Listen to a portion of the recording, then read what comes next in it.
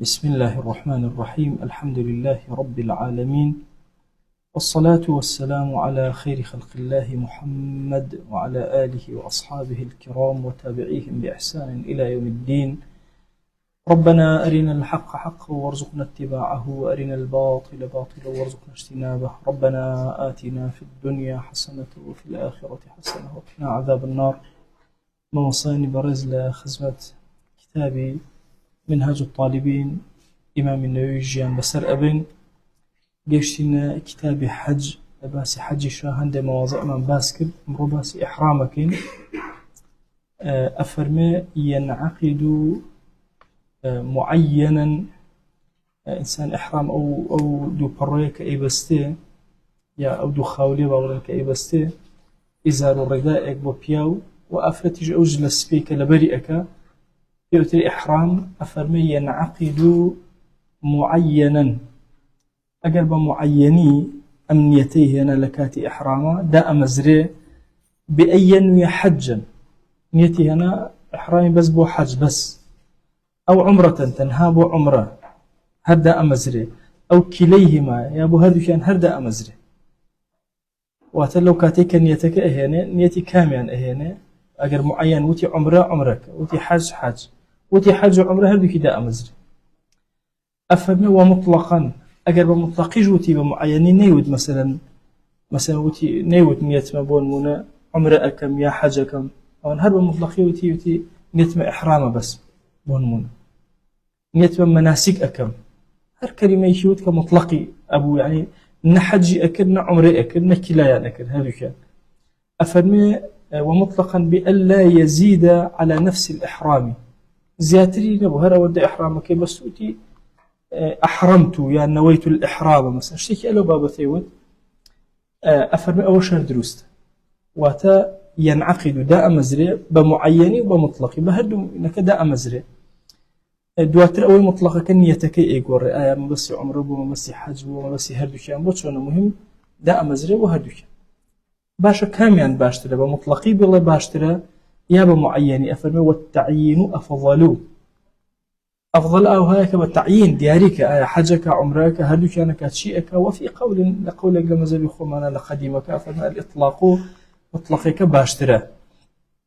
مرجنية بالله شكرا للسنة كاتو أفرمي لبيك اللهم حجة لبيك اللهم عمرة حتى يشيك لو شانيك بالزمان نيتي تي أهل ربريتي لمسألة إحرام جاء مكة الله لبيك اللهم عمرة يا حجة مسايشك لو بابتانا آية بمطلقي هربلا لبيك اللهم يا بلا أحرمت يا بلا نويت الإحرام هر كلمة لو كلمة أنا بكار بينه تعيينك باشترى يا مطلقك تعيينك أفضل ترى لقول قديم شاهد شيء أفضل ترى بمطلقي بالله أفضل ترى. فإن أحرم مطلقا في أشهر الحج بلام سيري مانجك أكر الإطلاق أقل لما كان حجة بمطلقي وتبتي نويت الإحرام مثلا يا أحرمت إحراما بس صرفه بالنية إلى ما شاء من النسكين لهد النسكك لحج عمره نيتك صرفي أكا كل ما كان حج أبوه أتواني ما بستك حج مثلا الذي القعدة مثلا يعني بستو أم إحرامه أكري صرفي كبر حج أكري صرفي كبر عمره أو إليهما أكرب هردو كان نيتك بينه هيك كشينية ثم اشتغل بالأعمال جادسك بكردوك وتصرف نيتك أكاد دسك بإيشك أنك بدأ تكون نيتي هيك شينية ومطلقي وتيتي دواء أو ما دام ما كان حج أتوانه. وإن أطلق في غير أشهر أي لغير أشهر حج مثلا لرمضان ومطلق نيتي هنا للشعبان مثلا نيتي هنا أو كاتقتنات وأنا نيتك صرف كبر وحج كل لشهور حج نبو لغير شهور حج أبو أفرمي انعقاد فالأصح انعقاده عمرة أو كاتأصح لما زباشية بعمر بويدا مثلا بحج مقابل الصحة صحيحة الله يقرب إحرامك وما يوهتها وكتشونا أشهر حج أتوانا وكات نيتي وجبنا نيتي حج شيء لبن فلم أصحك أو هاي تنهب عمره بودا مزل بروي لما كان حج نبوه فلا يصرفه إلى الحج في أشهره. أفرمي أصحك أو يبقى عمره دا مزري لما كان حج نايقور بحج والله كاكل ما دام هري إحرامكم لا نبرد ونبرد التاء أو كاتا وكردن بحج ويبوني لقولي أصحك ديار أما أفرمي وله أن يحرم كإحرام زيد.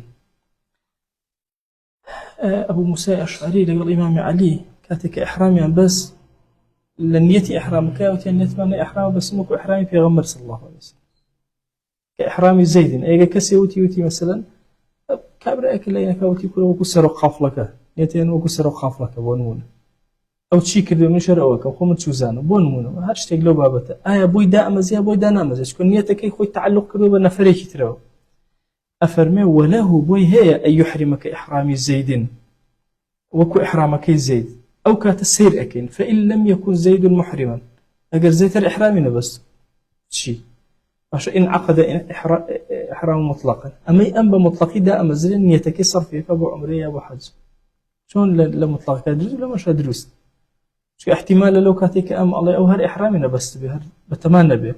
وقيل الله إن علم عدم إحرام زيد لم ينعقد أجر سور بزانه كزيد إحرامي نبست وأم بلوكو إحرامي زيد ودانا مزي قيل قال شو كان مسألة دامزنا دني إحرامك اشتيك وقيد الزائدة كوكو فلان كشتيك ترى لا أصح كام جاوة الأصل مذهبه أصل إحرامك دا مزري فضلك بابلن شرطك دانا مزري شرطك أوقات اللغو كشينية نيتك صرفيك وهرشت بيه. أفهم وإن كان زيد محرما أجا زيد إحرامي بستو إن عقد إحرامه كإحرامه رج أوقات إحرامك وإحرامك بحج دا بستبي بحج دا بسري بو أميش حج عمري دا بستبي أميش بهما الشواس. فإن تعذر معرفة إحرامه بموته باش أفرمي أجر هاتو نمان زاني مثلا زيد مرت نمان زاني أنا باش إحرامي بستو نبستو بشي بستوي بعمره بستوي بحج بستوي نمان زاني تصل لدسمان درشو معرفتي إحرامي أو من حالين أبو وضعك سوانا أم كاتسر بخوي ما تشكوتو ما نقيدك قبولنا كن يعني عقادي إحرامك دا أمزري أفرمي جعل نفسه قارنا أو كاتا هردو كان بيكو بو حسابك كليهما وعمل أعمال النسكين هردو نسكك كحج عمرك جيب جيئك وتقيدك أجر هبه النبي كشين طالما الحديثة واردة هم وإمام علي وأبو موسى هم واردة يا أبو موسى يا أبو أيوب أنصاري بالضبط لدقيق هذا مني كفرموي وكو إحرامك بيغمبر صلى الله عليه وسلم لكاتي بستني إحرامك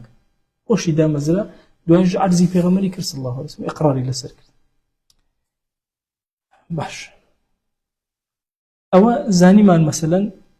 أصلي نيتك أصلي دا كردنا بري أمجلانا أكريب بحج بي أكريب عمره بي أكريب مطلقي بيلا أكريب هردو كان بيلا ودرستا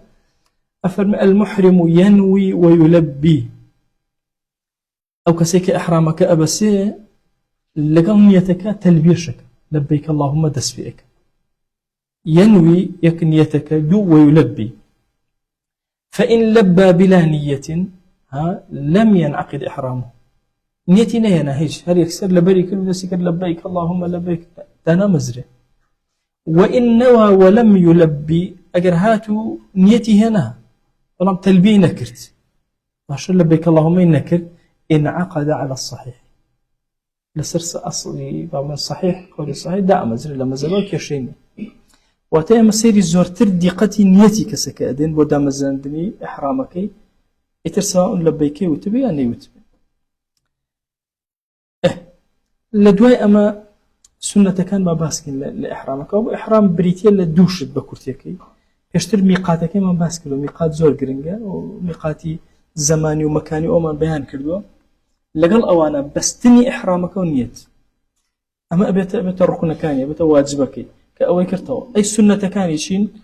أفرمي ويسن الغسل للإحرام سنة هاي إنسان خوي بشوى كاتك إحرام لبرأك فإن عجز عاجز بنيتواني يعني خوجوية هرشتك نأتواني أو بكار بين خوي بشوى أو نبو هرشي وازق لوانا تيمم أكادو إحرامك يا بس لا كمال لاغتسالات مسنونة كمال غسل مان هي السنة بريكي زور لغسل السنة كان أكون ناوتشي وكان حجو يكيق لوانا بريتي لشي لخوشولن بو إحرام أو يكتر لوانا تشيا ولدخول مكة كأسيتنا ومكة فيش داخل ولو مكة سنة عينا خوي بشوى واتا خوشودني إحرامك اشتيك خوشودني داخل بون بعمرش بمكة اشتيكي ترى وللوقوف بعرفة هروها خوشودني كتير سنة أويش أويا كاتكوا أشت عرفة بوستان لعرفة عينا سنتك خوي بشوى وبمزدلفة لمزدلفة شر سنة خوي بشوى بلام كي غداة النحر أم غداة النحر أم ظرف غداة مغني وأنا أفرمي أما الظرف نية بو خوشودنك ظرف بو وقوفك بمزدلفة خوي لمزدلفة لكيا سنة إنسان لن يويشو نكبر بيان لن يويشو إنسان سنة خوي بشوى لمزدلفة عليكم السلام ورحمة الله لن يويشو دروست خوي بشوى بقول السنة اللي يدس بيك نقل غداة النحرة غداة النحرة كافرني أم وشيء أجرته بوكوي أو ظرفة أجرته بوقوف لمزدلفة وتا سنتك لمزدلفة هم وقوفك طبعا أما عند مذاهب تنها مبيت لمزدلفة بشر دان راو لما زبي خمان قول مذهب الإمام أحمد يشاء هاي دوشته يك شومان ولا مزدلفة السنة دو وقوف وستان ولو للحظة لنا مزدلفة هل السنة هل بكان هل واردة بويا أم غداة يوم النحر لبربياني شوكي أو ما نوك السنة بربيانك ولو للحظة لمزدلفة ما نوى أفرمي عينا لسننا بويا أم غداة يوم النحر مثلا غداة النحر بو أو أقرته بو وقوف مزدلفة أقرته كابو خوشوردين لعرفة سنة لدخول مكة سنة لعرفة سنة لوقوف مزدلفة سنة لنيويشو أويان وفي أيام التشريق للرمي لأيام التشريق شاء فيش الرمي كردن أوانا عينا سنة إنسان خوي بشوى وهروها سنة همو أو أنانا هو أن يطيب أنا كيف يشوية وسيد هلا أولا وتوتي ويسن الغسل للإحرام باش إنجا وأن يعني ويسن أيضا ويسن أي يطيب سندها كإنسان خوي بون خوشك لا شيء للإحرام لا شيء بون خوشك بو إحرامك وتبيش أوي إحرامك بس تنابي خوي بون خوشك بيش أوي إحرامك بس لا شيء خوي بون خوشك كشيء كيني قلك السنة حتى دايك من عايش للرواية أفرمي لكاتي إحرامه بشتي سري بيغمريانا بيني صلى الله عليه وسلم رنجي هناك رنجي عتركي رنجي مسكك بيا برزكي أهات خوارو أجا طبعا هو مسكي أصلي وهاي مسكي أسا قشتان أوراني مشكلة باشا خوشويزي كي بلاينا كان كقجي أو أكرت هم تشاوري أكرت هميش أولا مسكي لأداء حتى لو الروايتك باسي موسفيكاني في غمرك صلى الله عليه وسلم أفرمي جمادم حظم ومجمد لموسفيكاني من أثر الطيبي عندك وين لك دعوته لبروي طبعاً عطري بكار هنا بورش السبيو بلامنا معناه كأونيا كبريسكي أداته عشان كهني أكرد طبعاً عطرك اللي أداة شوري كدو بريسكي أداته لأنه بريسكي كان جمادم حفظانا واضح أو من أثر الطيبي معناه كأونيا أزورك اليوم لو خطيب وأنا أويل كذا نقولن أسري نكوه كرسبي بينا حقيني بس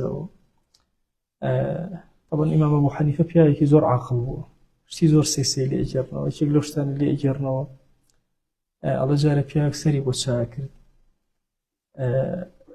الله نفرت اللولا وستاب وتيكاك موسبيا كاني هالمكيشة بازور نبن الله الإمام أبو حنيفة بيا عقله وتدير رشكان هالكيشة بازور بن باشا طبعا أقرب بس في زهلي كيجي زوربي ما رشش كيجي زوربي وكتبتي دي رشكان هالي كيشبه زوربي يا أبو حنيفة رحمة الله وزور عظيم بوجا عندي مثل هي مشهورة غلطة مثلا كي لو أنا موسبك هالي كيش زيادة مثلا عطر الليدا أو أبي مثلا سبي أبي حقينية أو من أثر الطبيعة أو فرمايشته ربطي بو مسألة ونية يعني أثري عطرك وهاي كدوم وكان جاء أبونا موسفيكاني في غمرجان صلى الله عليه وآله وسلم باش سنة هاي إنسان لا شيء بون خوش كابيج إحرامك وكذا ثوبه في الأصح ثوب إحرامكش أجر بيش أوي بيبسته بون خوشي كدو هالكيشيني بەڵام یەک کێشە لە جلەکە دروستە بێ ئەگەر داینە و لەبەری کردەوە خوێنێکێتە سەر ئەو ملاحەزەی ئەو بکە ئەگەنە لەوەشە کێشەی نییە ئەگەر پێشتر جلەکەی بۆن خۆش کردبێ ئاساییە یا ئەثەری بۆن خۆشیەکە بمێنێتەوە حتا فەرمێ لە ڕوایەتێکە ئەثەری ئەو وینەی خۆشەویست کە ئەو عەترەی کە یابوو لە لاشەی بە ئیحرامەکەی ئەمایەوە بۆنەکە ئەمایەوە ئەثەری بۆنەکە ئەمایەوە بۆیە مەسئلەی بەکارهێنانی بۆن یەکێکە لە سونەتەکان پێش ئەوەی ئیحرامەکە ببەسترێ سەواون بۆ جلەکە بێ یان سەواون بۆ ئوقە بێ بەڵام لە قەولی صحیح عەڵێ بۆ جلەکە نایە بەکاربێ لە مەذهەبی خۆمانە قەولی ئەصح پێی دروستە ولا بأس باستدامته بعد الإحرام ئەگەر بۆنەکە وەها بوو ئەمایەوە زۆر ئەمایەوە حەدرێژە و کێشە لە دوای ئیحرامیش کێشەی نییە عەتری وەهای ئەمێنێتەوە بۆنەکەشی زۆر ئەمێنێت دە جار بیشیش و هەر ئەسەرەکەی ئەمێنێ و بۆنەکەی هەر ئەمێنێ قەیناک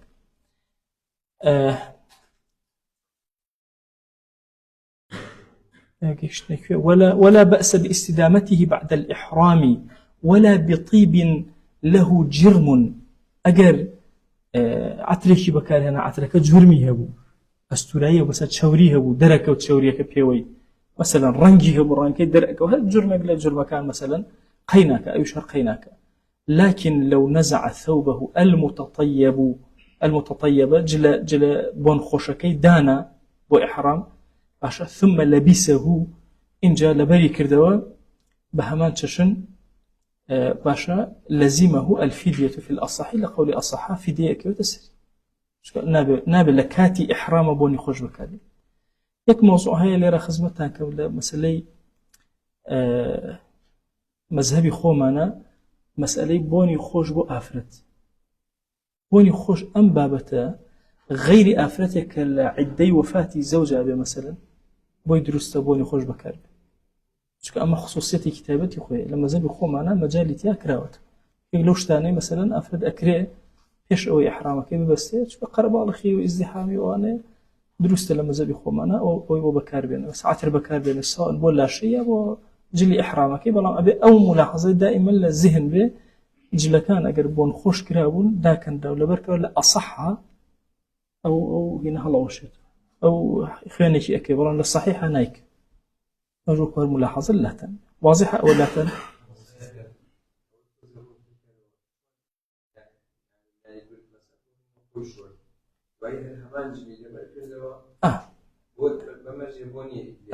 بيشتر بوني لداوة إحرامك مثلا خاولي إحرامك باهي بيو نمونة بينه خاولي إحرامك بون خوشي كرد شو نيتي إحرامي هنا ولا بري كرد دواتر أمي دانا ولا بري كردو سواء بو خوشوردنێکی تر بێ هەر اعتیادی داینا و لەبەری کردەوە هینە بێت واضحە چۆنە بەعادەتی طبعا بۆ خۆشوردن کەسەکە لای ئەبە ئەگەر لایدا بۆ خۆشوردن ئەوە ئەبێت یان حتا مەسەلەن ویستی دەستنوێژ بگرێتەوە لایدا و لەبەری کردەوە ئەوە ئەبێت وەکوایە بۆنێکی خۆشی نوێی بەکارهێنا بێ کێشەی نییە کێشەی ئەم باسیەوە کە نەیشۆردووە ئەگەر شۆردی هەر جلەکەی لەبەرا بۆ خۆشی کێشەی نییە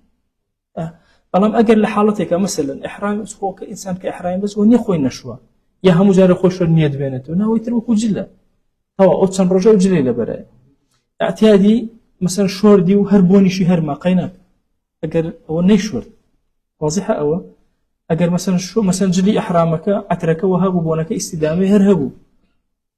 ئیتر ئەو کاتە ئەبێتە بەشێک لە جلەکە کێشەی نییە ئەی شوات و ئەو بە پاکی لەبەری کردەوە بەبێ بۆن لەبەری کردوێتەوە أسري بونا كجماعة بي حتى رنجي الشيء كيش ما عندي لقط أو ديال أو قصة لأن قولي الصحيح كا هر مجالي تيا حتى قداشين اللي بريكاته هر مجالي بو أكريته للصحيح كا قدر أن كسر نازان حالتي كوا دروسة بي أتوان إنسان للصحيح كفتوى بودا جزامي بتابتي مثلا ندارة نبوة أو أنهم تأثيرك أجنا لزيمه عشان دمون يعني أبي خوان أكثر ورا في ديك بده إن جاء بالنسبة أفرته أفرمي وأن تخضب المرأة للإحرام يديها إلى الكوع لما زبي خمانا هتائرة بيشو باشوا نكر رنجا ورنجيكا وهاي سنة زم إنها توخنها توار خنانية باشا أنواع بيان تطريس حتى لا كونا باس كراو يعني مثلا قراخاني بكا بس أو أنا كامل الدسكاني كرت شو بعادتي لنا وحاجة باشا دەسی ئافرەتەکە دەرەکەوێت وەی کەس ڕەنگی دەسەکان نەزانێت سنەت وهایە کە خەنێ بکە سنەت وهایە خەنێ بکە ئەو ئەنەکە ڕەگ یوسەنویەتەوە بەسەریا ینی وەیوسەن أن تخضب المرأة للإحرام يديها هەردوو دەسەکانی ئەو ئەکات با بڵێن خەنەئەکە بەڵام ئیتر ئەبێ حەزەری ئەوە بکە لەوەی کە ڕەنگاوڕەنی نەبێ و ئەوانە حتا ئەفەرمێ ڕەشی نەکە باشە یان تەتریزەکانی قەرەفەکانی ڕەش نەکە ئەویتری سوورکە ئەوانە بۆ جوانی نەبێ بۆ سیتر بێ واضحە بۆ جوانی نەبێ بۆ سیتر بێ بە کورتێک ئەفەرمێ ويتجرد الرجل ئەوە تەوا ئەوە بەنسبەت ئەو سنەتیان خصوصیەتی ئافرەتە هی پیاو نییە ئافرەت بۆی سنەتە لە کاتی ئیحرامە دەسەکانی کە دەرئەکەون پێش و پاشەوە هەمووی پێکەوە خەنە بکە وی دەرنەکەوێت سەرەکە ئەفەرمێ ئەی بۆ پیاو ويتجرد الرجل وجوبا ئەمجارە بەنسبەت پیاو خصوصیەتێکی هەیە واجبیشە ئەبێ خەیط مخیاط باشە مەخیط بەکار نهاتە بێت جلەکانی دووراو نەبن دوو خاولی بن بۆ سەر و خوارەوە و أي شيء بكا يعني أي شون أجر دوراونا بنشي لبركة عليه ويلبس إزارا ورداء أفرمي إزارك أبسته وردائك أبسته واتا إزارك بخواره إلا شيء أبسته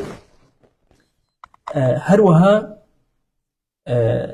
اشتمالك أبسته بخواره وردائك باشا برمالك أدا بشيابه بكوليا أو أكاتا شيء أكاتا إحرامك وقت إحرامك بياو تنها دو بارچه أو يكيان لسوي كان لخواره أبستيت وطاو يتر بقايش بنطاق يشتاقي بستيت ونعليني دون نعليج لبرأك ويصلي ركعتين سنتك زور قوري أجر إنسان إحرامك بس تركني سنتك لا آية مثلا إلا أبي أو سنة بكات آية خواني أكويت السرناك أجر نيكر أرجع أو هاي لو بابتا أو دوركعة السنة أبيوتين يتي دوركاني سنة إحرامك دو أو إحرامك بس دوركاني سنتك وتسبيح ثم الأفضل أن يحرم إذا انبعث به راحلته أو توجه لطريقه ماشيا سنة هاي أفضل ترين أو هاي كإحرامك كيف بسته كاتك الراحلة كي طواو رقوية وتوجه لطريق يان أجر ببيع الرشد اتر روي كذا كعبو أو برو اتجاه الرشد إنجا وفي قول يحرم عقب الصلاة قولك أفرمينا لدواي نيجاك راستوخو شيئك إحرامك بس ألا السنة أم بابتي بستني إحرامك اللي قال خوشورنك اللي راجيها كراوت لما زبي خومانا خوشورنك سنتك يعني أتواني خوي بشوات جلي كل بركات وجه إحرامنا بس أوش خوشورني بنيتي إحرامي دوايك التوجهي كرت ألا إحرامك بس يعني استوى لأنه سيارة واستواء إنجا إحرامك بس هندك يشفر شيء أحسن ترين شون وبستني إحرامك كي دوين نجاك كان نجاك طاكر إحرامك بس بعاتي لا خلقي خو من فريق وناكي قال قافلايت وأنا راستوخك خوي شورت إحرامك شيء بسيتو نجاك دوي إحرامك أكا والله أفرمي وفي قول يحرم عقب الصلاة لدواي نجاك كيكا إحرامك باشتري بس وتنيتي نجي إحرامك أكا إنجي إحرامك بس أوش قولي قديمي مذهبي خومانا قلنا طبعا لقولي قديمة أفرمي سيري أفضل ترين عبادتك ولا وياك بريتين لشي بريتين لنجاك أفرمي لدواي أو السنة أو بكا أفرمي لبي تريانا سيري شير كراو توجهكي كراو كي اعتبارك لبوي كبر عمره برو حجر إذا استوت به راحلته راحلك الرقب بويه توجه دسي فيك يان خوي روي كرده رقاك وبي الرشد لو كانت دس فيك أفرمي أنا أفضل ترين كاد أويا غيري أو كاتج بدروسته يعني إشكالك إني بس أفضل لك إنسان بدوي وي همو أفضل كان باسك باسي وكامل أو فاختر لغل سنتي في غمر صلى الله عليه وسلم كامل مثلا أو هندي الروايات هاتوك خوشويست راحلك ركبته إنجا إحرامك بس عند الروايات شهاتوا فمن لدوين يوجك بستي أو لبر أو اختلافات ندرس يستحب إكثار التلبية ورفع صوته بها في دوام إحرامه سنة وهاية لبيك اللهم الزور بله الإكثار باشا ورفع صوته بها دنگی خۆی نزم نەکەوە دەنگی لەبەیک اللهم لەبەیک هاواکە ئەفەرمێ فی دەوامی ئیحرامی چەندێ ئەو ئیحرامەی لەبەرایە چەند ڕۆژ چەند کات هەر هەمووی لەبەیک اللهم لەبەیکە بڵێ وخاصة عند تغاير الأحوال خاصة كاتك قرانكاري دروس أبي لويا لبيك اللهم لبيك زور بقوري أكا مثلا سواري سيارك أبيته لبيك الله دس بأكاته ونزول كداء بزي لبيك اللهم لو دس بأكا لشوينك سركوتن شوينك برزايبو لبيك اللهم لبيك دا بزينك رويدا للرقاكيانا لبيك اللهم لبيك واختلاط رفقة هيك لما شدد جوانا كان كتيكل ابن حجاج مثلا او لقل او رفيق كان يكثر ابي النوى هميان لهولير اشتيك هي كدوكز بيكثر كان يكثر صلوات يجوا السلام يعني كذلك اللهم صل على سيدنا محمد سلامك يجدس فيك الرك اما شدد ان في شيء غتن لحاجه دو قافله مثلا جاي تيكل ابن دو باص دا ابزن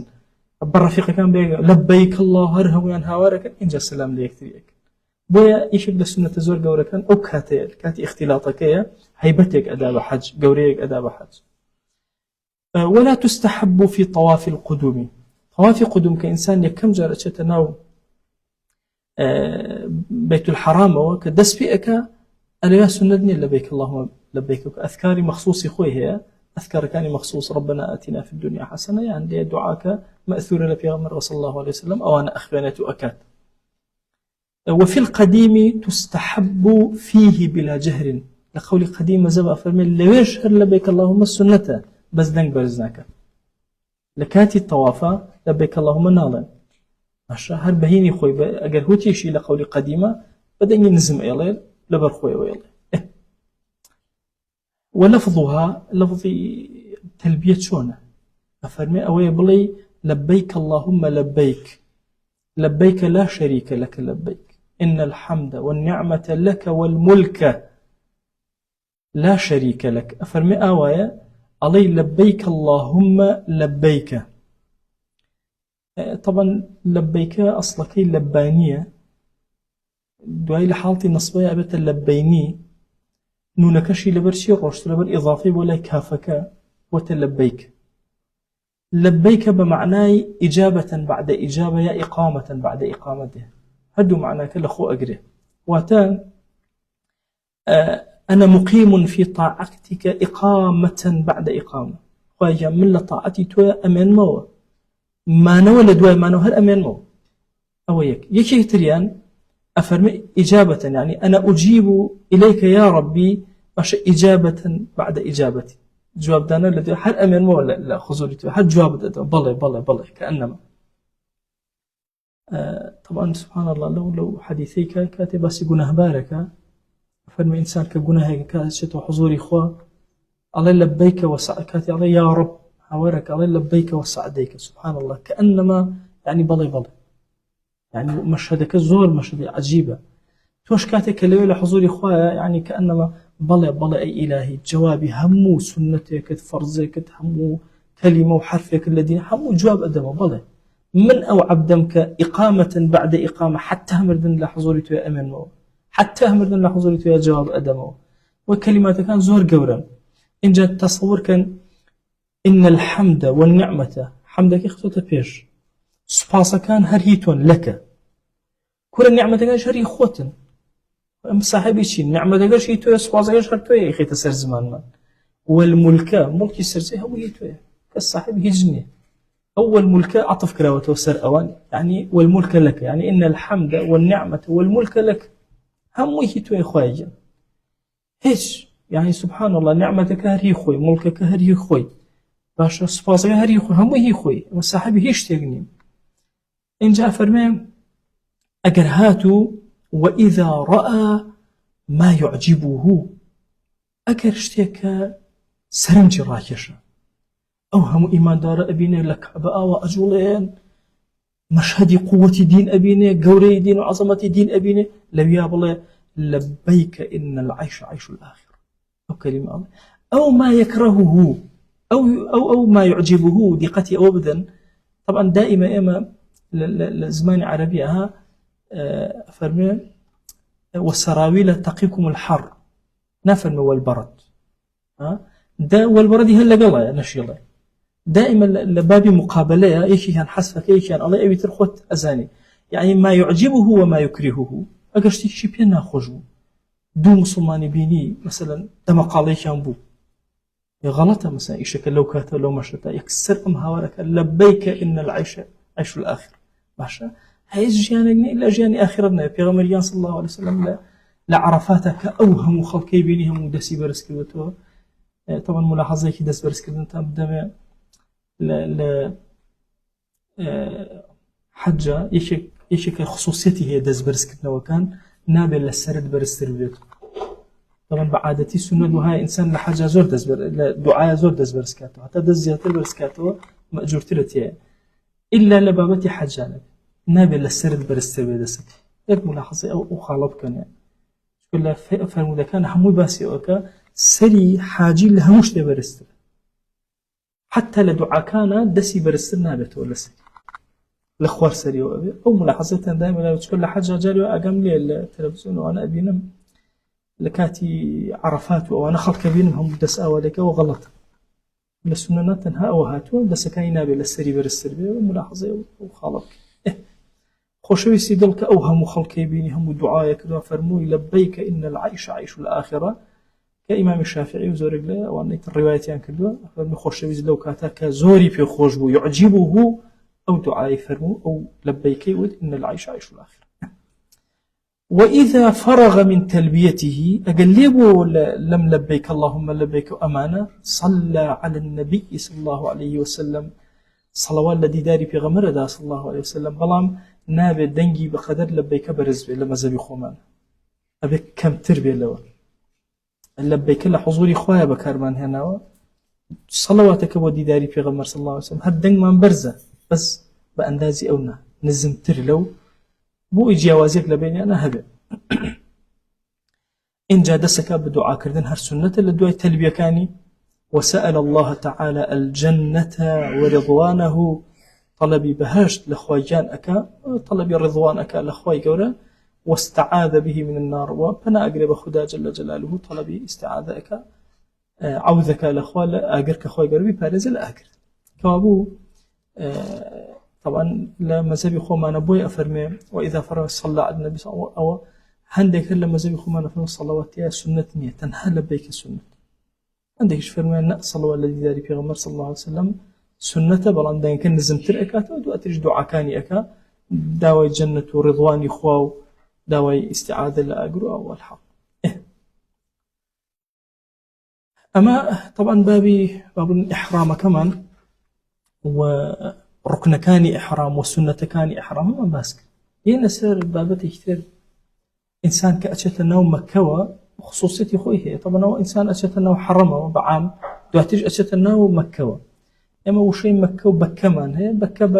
مكة بها محرمك أوتري بكة بشيء أوتري بمسجدك أوتري مسجدك ببكة مباركا لقرآنك بكرهته ببابه يعني خدي مسجدك ما بس أفرمي أفضل وهاي إنسان بيش أوي بتشي بو عرفة بتشي داخل بالكعبة ببه بتشي طوافي خويك وإيش كان إما وتمان الحج عرفته حج عرفة أجل إنسان كسيك هذا الراس توقف وأنه عرفة وبإحرامك وحاجة كدروس تطاو بس باسي أما اللي شيء أكين باسي أو أكين ك أفضل ترين شيء أفضل ترين أو يبيج وقوفي عرفة أم شبتنا وشيء وشبتنا مكة وأن يغتسل داخلها من طريق المدينة بذي طوان فمن أكسيل الرين مدينة وهذا الذي طوان خوي بشوى إنجا داخل مكة ويدخلها من ثنية كداء أفرمي لكي وداخل أبي أو ثنية كداء لو شونا وداخل أبي ويقول إذا أبصر البيت طبعا أول لو يقول شردو ذي طوا ولا لاي ثنية كداء ولو داخل بوا لقل بيتي بينيك وتبيشاوي أم دعاء أخواني اللهم زد هذا البيت تشريفا وتكريما وتعظيما ومهابة أخويا أما الله تشريفي زياترك تكريم تعظيم مهابته هيبتي زياترك لدى الله كان قوريك يا إلهي قورتريك وزد من شرفه وعظمه ممن حجه أو اعتمره تشريفا وتكريما وتعظيما وبرا. خواهي هركسي كيش أمشي نبقى قورة سيرك وبعظيم سيرك أواني حج أكن أواني عمر أكن خواهي أوانيش شريفك كريمك عظيمك بر بسري أنا دأ ببارينا. اللهم أنت السلام منك السلام فحينا ربنا بالسلام. خواهي تأخذ سلامي هرچی سلام و آشتیش هل لتوه دی خواه یا سلامش بسر اما دا ببارنا فحينا بالسلام. طبعا وشيء السلام زور قوري لنا وكان خواه رحمتي خواه ابن القيم به لباسي السلامة أفرمي سبحان الله أقر يكي بيكي كيود السلام عليكم بو مثلا كاتك يكي كافر مثلا هات السلام لتوكر عليه وعليكم عليه وعليكم السلام. طبعا يشير لحكمة كان يوي أو أنتو تأكيدني السلام ينكروي أن لو شيء غرض كثير للسلامك هو لا دروني هاتن في غمريان أود السلام عليك تمردن بوت فرموا عليكم ماشا لسرقوتان بمردن قريما نوتيان السلام توهر سنة تبغلوا عليكم أفنبو شيء السلام برامبريان بكارناهن أفنبو شيء السلام أول دقوا لي أجر إنسان برامبر بإنسان كي بكار هنا يترطوا لهمو يكوا أو إنسانته لأمان وضمانة لأن أو كسوا وأجر يبغى خوي مسلمان للسلام تيبجن أجر اللي قال يكتر بكارنا بحياتنا بغيبة يكتر ما بس يكتر أبدا هو شيء السلام البكار هنا طبعا أجر كسيك ويزور كاديما حالين نقول السلام بكاري شيء وغيبتي كي شكين وبشتي يكتر أشكين وقصلا برامبر يكتر شكين جاري وهي يعني خراب لقال يكتر زور مع الله لكن وشيء السلامش وأساي لقال يك بكارهن ويزور أقام اللوبي أفرمي اللهم أنت السلام حرشي سلام وآرام يهمني وأسايش وحرشي ناول لأني يتوي يا إلهي تويت لا ترشوا الدرء وسرزي دي خواجان فحينا ربنا پروردگاری اما سلام بسر اما داب بارن اینجا اما كاتك مكي بيني بابل كعبي بيني إنجا دواي أشتنا ومزقوتوا أفرمي من باب بني شيبة لك چه درقايك وبروا سنة لبا درقاي بني شيبة. طبعا بني شيبة أولاد عثمان يكونوا مضعون كصاحب كليل كعبا درقاي كتابته أولا وشكاني أوان بني شيبة كلا درقاي كان أفرمي سنة دوهاي لو درقاي وبروا ويبدأ بطواف القدوم لقى الروش بشي دس بيك يكسب طواف قدوم دس بيك للطواف كاشتك على العرس كم شوار طواف من هي طوافك من هي بيوت طواف قدوم طوافك من هي بيوت طواف إفاضة ماشا طوافك من هي طواف الركن طوافك من طواف النفل ماشا يعني بابلين طواف إفاضة كركنك طواف وداع من هي لقل هنا لقل طواف نفلة طواف النفل سنة إنسان حتى جلي إحرامي شي لبرانا به طواف كار سنة وطواف نفلي بيض هر كاتب مثلا روشتا ناو كعبه وطوافك واضح أولات لطواف نفلة. طواف قدوم هر كاتب سرتها أشيت ناو أولا بإحرامه وداخل أبي بكعبة راستوخوه سنة كتو طواف شبك قدوم كي هاتن قدوم طوافك جيب جيك. إنجا طواف ركنكش طبعا ديارة همو حج وهمو عمره يكتب طوافك دو كردب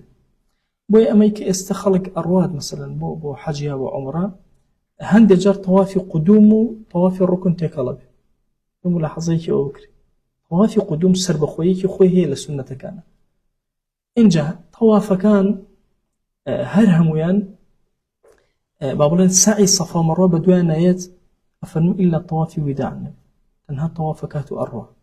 هند لما زي خمان أوي شهر أبيت سعي صفا مرة إلى قلبك إنجا دربش والله هند يفرمون الطواف وداع وإلى قلبك شكو أخيرة وحافظي قديتة تؤر سعيك ناكي هند يشفرمون أيك مهم أن تشوار جورة الطواف من هي وكم لحظة اللاتان جاء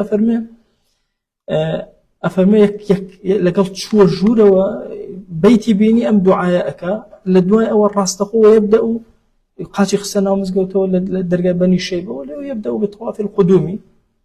ويختص طواف القدوم بحاج دخل مكة قبل الوقوف بيش بابتي عرفة أجد شو عرفة أما يدز درج بەڵام پێش ئەوەی بچێتە عرفات و وقوفی عرفات کە ئەو حاجیانە کە دێن تەوافی قودومەکەن ئەوە یەکەم جار ئەلەوە دەست پێ ئەکەن ومن قصد مكة لا لنسك يعني طواف قدوم ربطي بدوك سوها باشا يكم أو كسيكوا دي حج أكا بيش يعني مجالي أوي هي بشت النوم مكة وإنجا بشت عرفات أما سنة طواف قدومك ومن قصد مكة لا لنسك كسيجة النوم مكة وما بس بينمية نحج كان عمرك سنة هي طواف قدومك ودوري أو بروا استحب أن يحرم بحج أو عمرة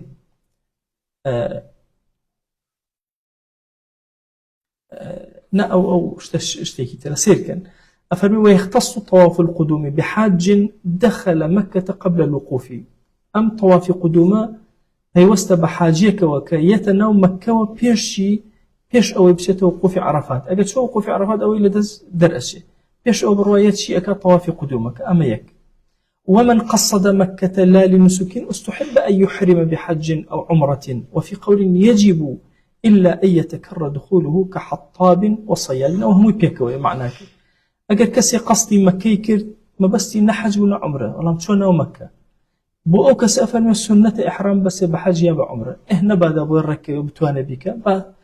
قولك الله شيء لقولك الله هر واجبه إحرامك بس واجب ما دام شو تناو مكة ولا أيام حجة أو أنا وأجب لسريك ببسته أفرمي إلا كسق نبيك بردوام يتو أروى كحطاب مثلا دارشتكو أكاتو يا الصيادة مثلا يد أروى كبرى الصيادة خوناتواني إحرام بس النبي الصيدك واضحة وبردوام جيتو أرواتنا أو كعبة وأنا أو واجبني لسريك أو بكا وسنة جنية لحقيا أو تري همي أو من قصد مكة باش باب النسك جنهات به هل أبي إحرام بس السنة وهاي ين لقولك واجبك على الأقل كيلاني كما كي سنتك إحرام بس يا حاجة يا عمره جب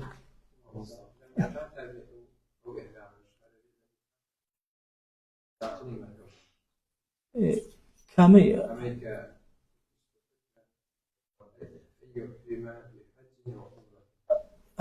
ليش أنا همي إيش لا همي ليك شوين يعني ديارية يعني إحرام لهمي أنا الزماني باب الزماني ومكاني كيد شوين خوياتي حتى أجر دخل يعني كأرين واجبة يعني بقرته بيك السنة بقرته بيك أجر تجاوزي كردبه أجرنا كردي مثلا للدواء أو بيشتري بس ما كردو خيانة شيء يعني إلا ما بقرته أو تفصيلات كمان بيشتري بس خشيكا واضحة أما كباس أكين علين أما كمثلا أفضل أو هاي أو بكا إذا شلنا ومزقته ولا بني شيء برا أو بكا بلام مرجمية طبعا أول شيء كلنا كان محاجيك أروات يا عمرك ما نوي أكن رصت يقيش فبا إسراحتك بس تنها خلالك إجا بم إحرامه وأخوه إبا بخيبه إحرامه هيك كشيء نية إحرامك وأخوته إسراحتك وهل أسي عمرك يخويك أو كشيء أبلا مثل لا إما أو بلافليها يا هم لا أو كسيك سرين أترسل لي شو خلقي إما أو يا هريك بلايا كبرو داي بيكون ابنه داي خيانة أكيد تسر مشاكل تيام مدرسة وين راسته هو أنبن بس أقدر بكري مثلا شوية كبا إسراحتي تياب كانوا بإسراحتي خوان داي بسن لذتي شيء ذات اللي أكن أو ندم عنده ابن باوكم تشريف الرشتبو كالرشتبو دسي كذو بس ورانا وداري كعبة دايات وخوي باسكري بانجي باني هيا أخوانا زم رولا تسلمك ثم استفقير تحباني باني هر أصفرات هر أقيل أخوينا ما لا يمانوب لا يجلير أو أن التأخير مو بن لحاجك وبتمانبو بيكات وخفتي خواردوا كجيشتبو يتحساي وحاو تشتنك حد بربك خورا خوازالة سجا فقيرة صفرات تحباني باني ناس أهلا والله يشيا فأنا أو فلا مكان فلا مكان أما جاري فلا مكان هو إيش تبغى أنا بقول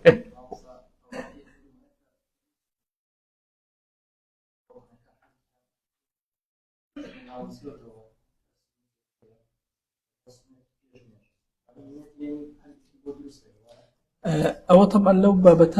بابتي طوافي نكا قدومك قصة وقفتكو زور لسر مذهبي خومانا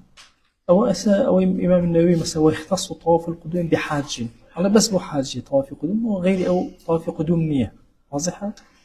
أو قصة اختلاف أنواع حاج ومعتمر هل كان هل طواف قدوم مثلا بيان سنة لسنة كان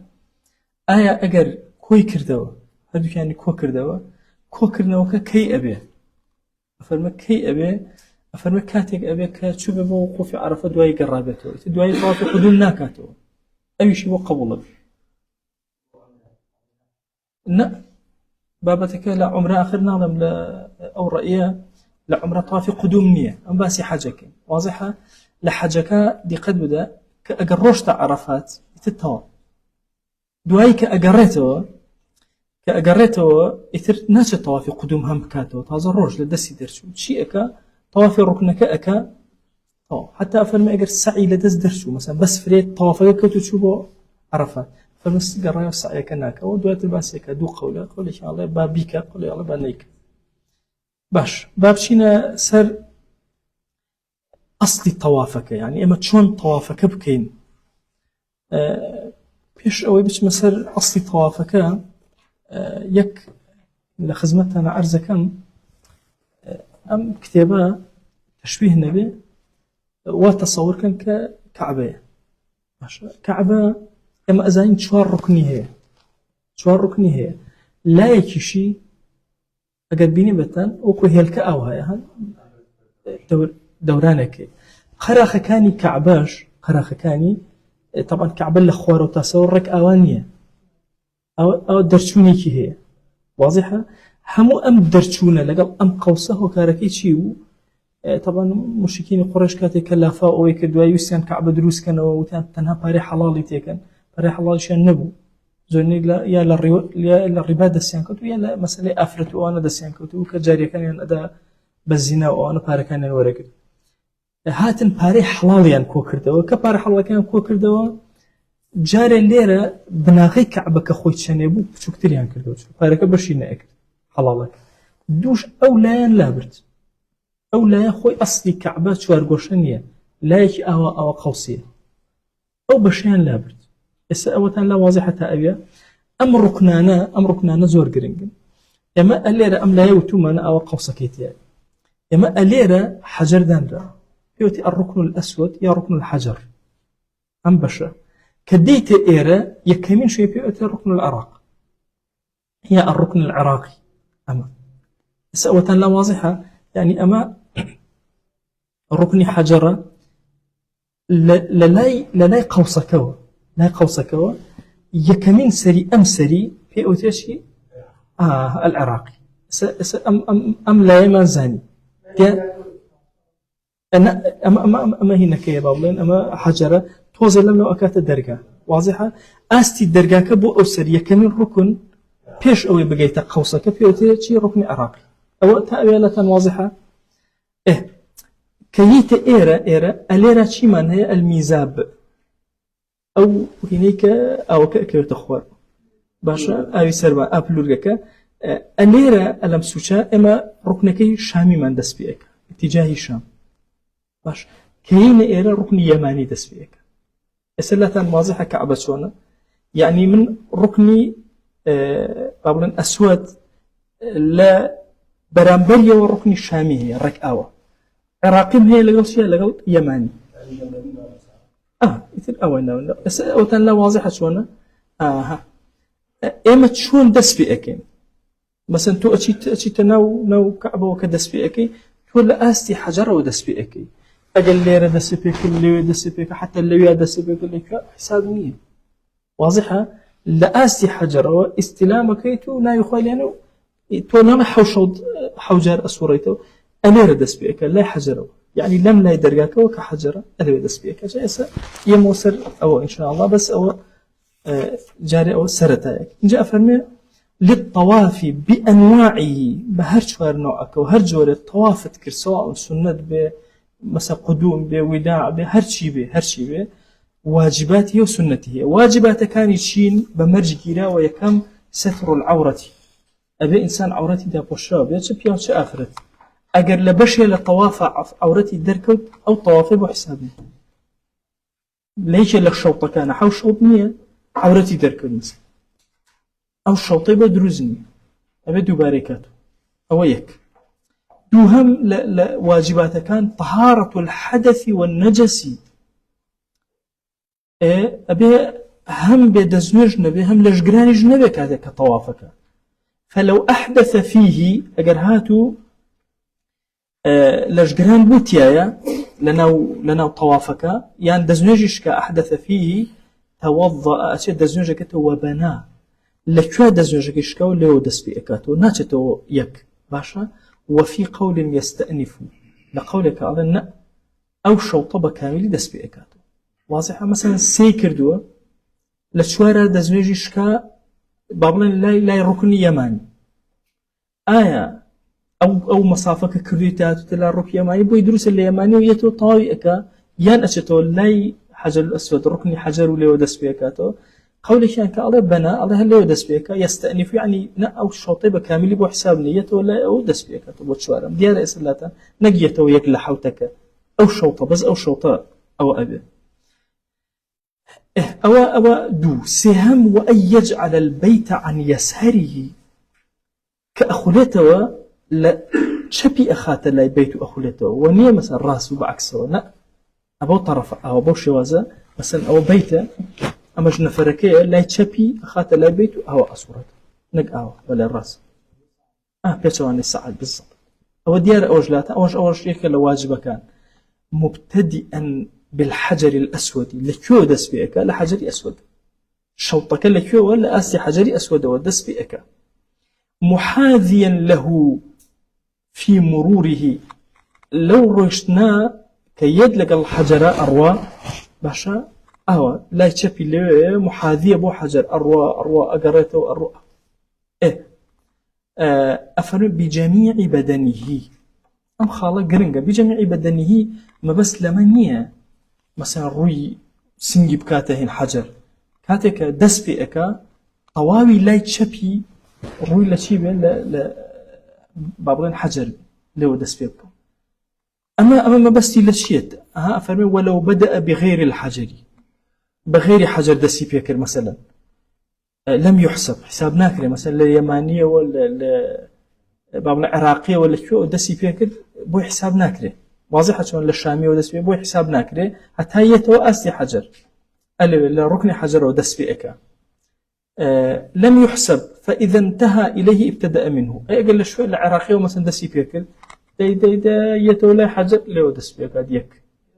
لو بو حسابه حتى نقات أو أست بو حسابني أو بابتيك وتي بجميع بدنه مثلا أو أنا وهنبي بشكل بدني مثلا روي النبي بون من مثلا لا شبكي تواروي نكرد به يان بابلن شو بيتسر أو هنا أو هاش هذروان أو قراخيك عرض كده أما كعبية هميان بيطاو نكرة لا كعبة أجد قد تنداب هاشتكي أو بلاري أسدان أو بيخرج نشأت السدي أوان اللي كردوه خوي الأصل أو تخته لو أخيرا أو اللي كراو ويخرج أفرن نابي بسر أو بروا تبير كانوا أجر الرجوة نيوي بسر أو أرشت خلاص أخذ شو هذا أزانم جاء أجر شو بسر شرطك حسابني أو كيش كله بس أوش هذا روانا بروا دروسي بوي أفرن شيء ولو مشى على الشاذرواني أو مس الجدار في موازاته باشا لا بأستي هناك أروش خوي لدروب والله دسي لناو شو دسي بردو ناو باشا مس الجدار أو دخل إحدى فتحتي الحجر لا أرستان أما طبعا كعبية أو هنا كان من عراقي مثلا أو شامي بابلا يماني لقال حجر أو مالك أم قوسيك أيبين أم بيبيوت حجر إسماعيل نابي كعمريك بن بينا بروا أبين لدوا قوسك وبروا أجر هاتوا بس شازروانا كاروشت يان دسي يا لديوارك طبعا دسي يا لديوارك يعني دسي محاذاتك هنب ولا ناوب موتوان جميع بدني أبين محاذاتك واضحة شونا يعني بلان شو أو نيوي لا شيء بدأت وكوا بدأت ناو كعبة دروي كعبة نصورات لناو كعبة صورات ديارة شونا نا حساب نية نابي دسي اللي بدأ واضحة شو؟ وحسابك كأنما لنو كعبة أو شاذروان بقراخي شاذروانك أروى بملايا بلام دسي أبات أوديو ماشا كأويك لغلطك يان بناو حجر الرشد شوف لبريو بدوري قوسيكا بصورته وتي بخو أرى كرترة عشان لي أخوي بياكل قلنا مثلا هريك قلوان أفرمشي أو دخلها من إحدى فتحتين وخرج من الأخرى لم تصح طوفته أو داني بحسابنا لا كان واضحة شونا شو بس الشاذروانة كان رشد يا بشي لا شيء يا نوع حجر أو داناني وحسابني أبي أو داناني تكرار بكاتب أولا كان واضحة إسا شونا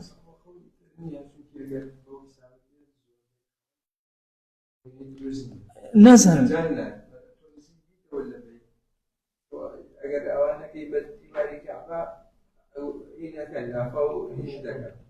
جاء أو طبعا اختيار اضطراره أجر كسب باختياري خوي خصيان فالمطوفة كيبو دروسته بس باختياري خوي نابي أو بكا باختياري خوي نابي دس بكيشة باختياري خوي نابي بشيء تسر أو شاذروانك بلا مسألة هناك مسألة حجر إسماعيل هيج مجال اختياري أجر استدقتان دابي استلم هنا تازيا أويان ترتيب كردوه كز نأتوانا دسي بداته نأتوانا تنها لأندازي حجرة أويان كردوه يعني حم هنا كإسماعيل شان قلتهم قراقة كانش بوي كسنا شيء أو حاولت دروزنا نازانا مذاهبي تر بس مذاهبي خوما لو مسألة زورتون ده فرنا الطواف بدوري كعبة نقبنا وكعبة طوفته فلمك آخر ده فلمك ولم تصح طوفته أما يا ساكي خوما أنا باشا هيج مجالات اختياري وفي أو مسألة المس وجهك شيء وجهك أونية برواقيناك أجر باليان في وداوك وحاجي وتيزوري وين قيناك واضحة أجر ناخوي بك باختيار وجهك يعني تكبو جاري وهي مشارينا من كبرة بس لازم هي تازم بينه كعبة رسمك للدورة كيشتكيان دانا يعني أجر هي مشكا دسي جراك يا شيء دسي ناقة كعب واضحة شونا هل ناكت أو يكتشبت شر زوانك يا شويته تظلم لا ترى يتنازم أو هم كاتكان أو هايان أو تعزكي سيرم كرسيهم شتيك أو عندنا يوم خرابنا بوشت فخلنا كنا جات أولا كان واضحة أو شونا إسا كابو إما ألين شيء ألين أبي طواب الدوري كعبابك نك بناو كعبة هريك لما أنا كوت من دروزني قصك لما يك أشتنا وكعبه بس أمشي هذا وأنا برا يعني كعبة وقت يخوي كعبة اللي هو بناو حج إسماعيل ورا يعني كعبة شو بناو كعبة شو بو شرطة كان يبو دروزني دسي اللي بدا عينا ماشا كدسي اللي دا وكوا بشق لجستي لنا وكعبة هالدروزني أو تمام محاذاتي كعبة بك بجميع بدنه بهم أوكاتا جميع بدنه بشق لبدني لنا محاذاتك بجميع بدنه وبعضك لبدنه ويهر أمن دروزني مسألة وجهك مسألة مسك أجر هاتو زوريان بو هنا باليان بيون أشتاق نفسي شو وكرت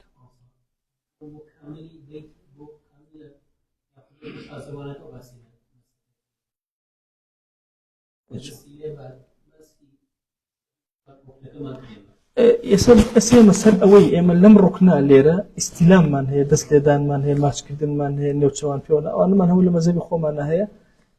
أما جاري أو بازناكن بقشتي لم طوافانية نابي أم دز بدا لكعب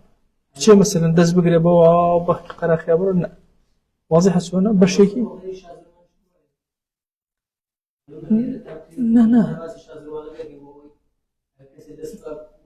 نا تو أرزكم آخر نا رحمة الله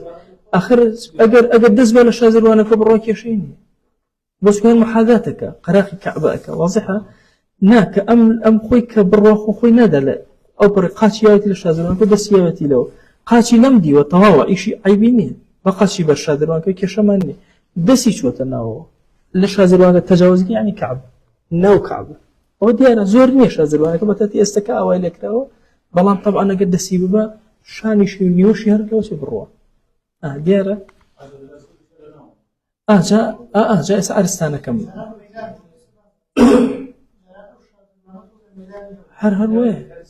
هر وين نزل كي تازر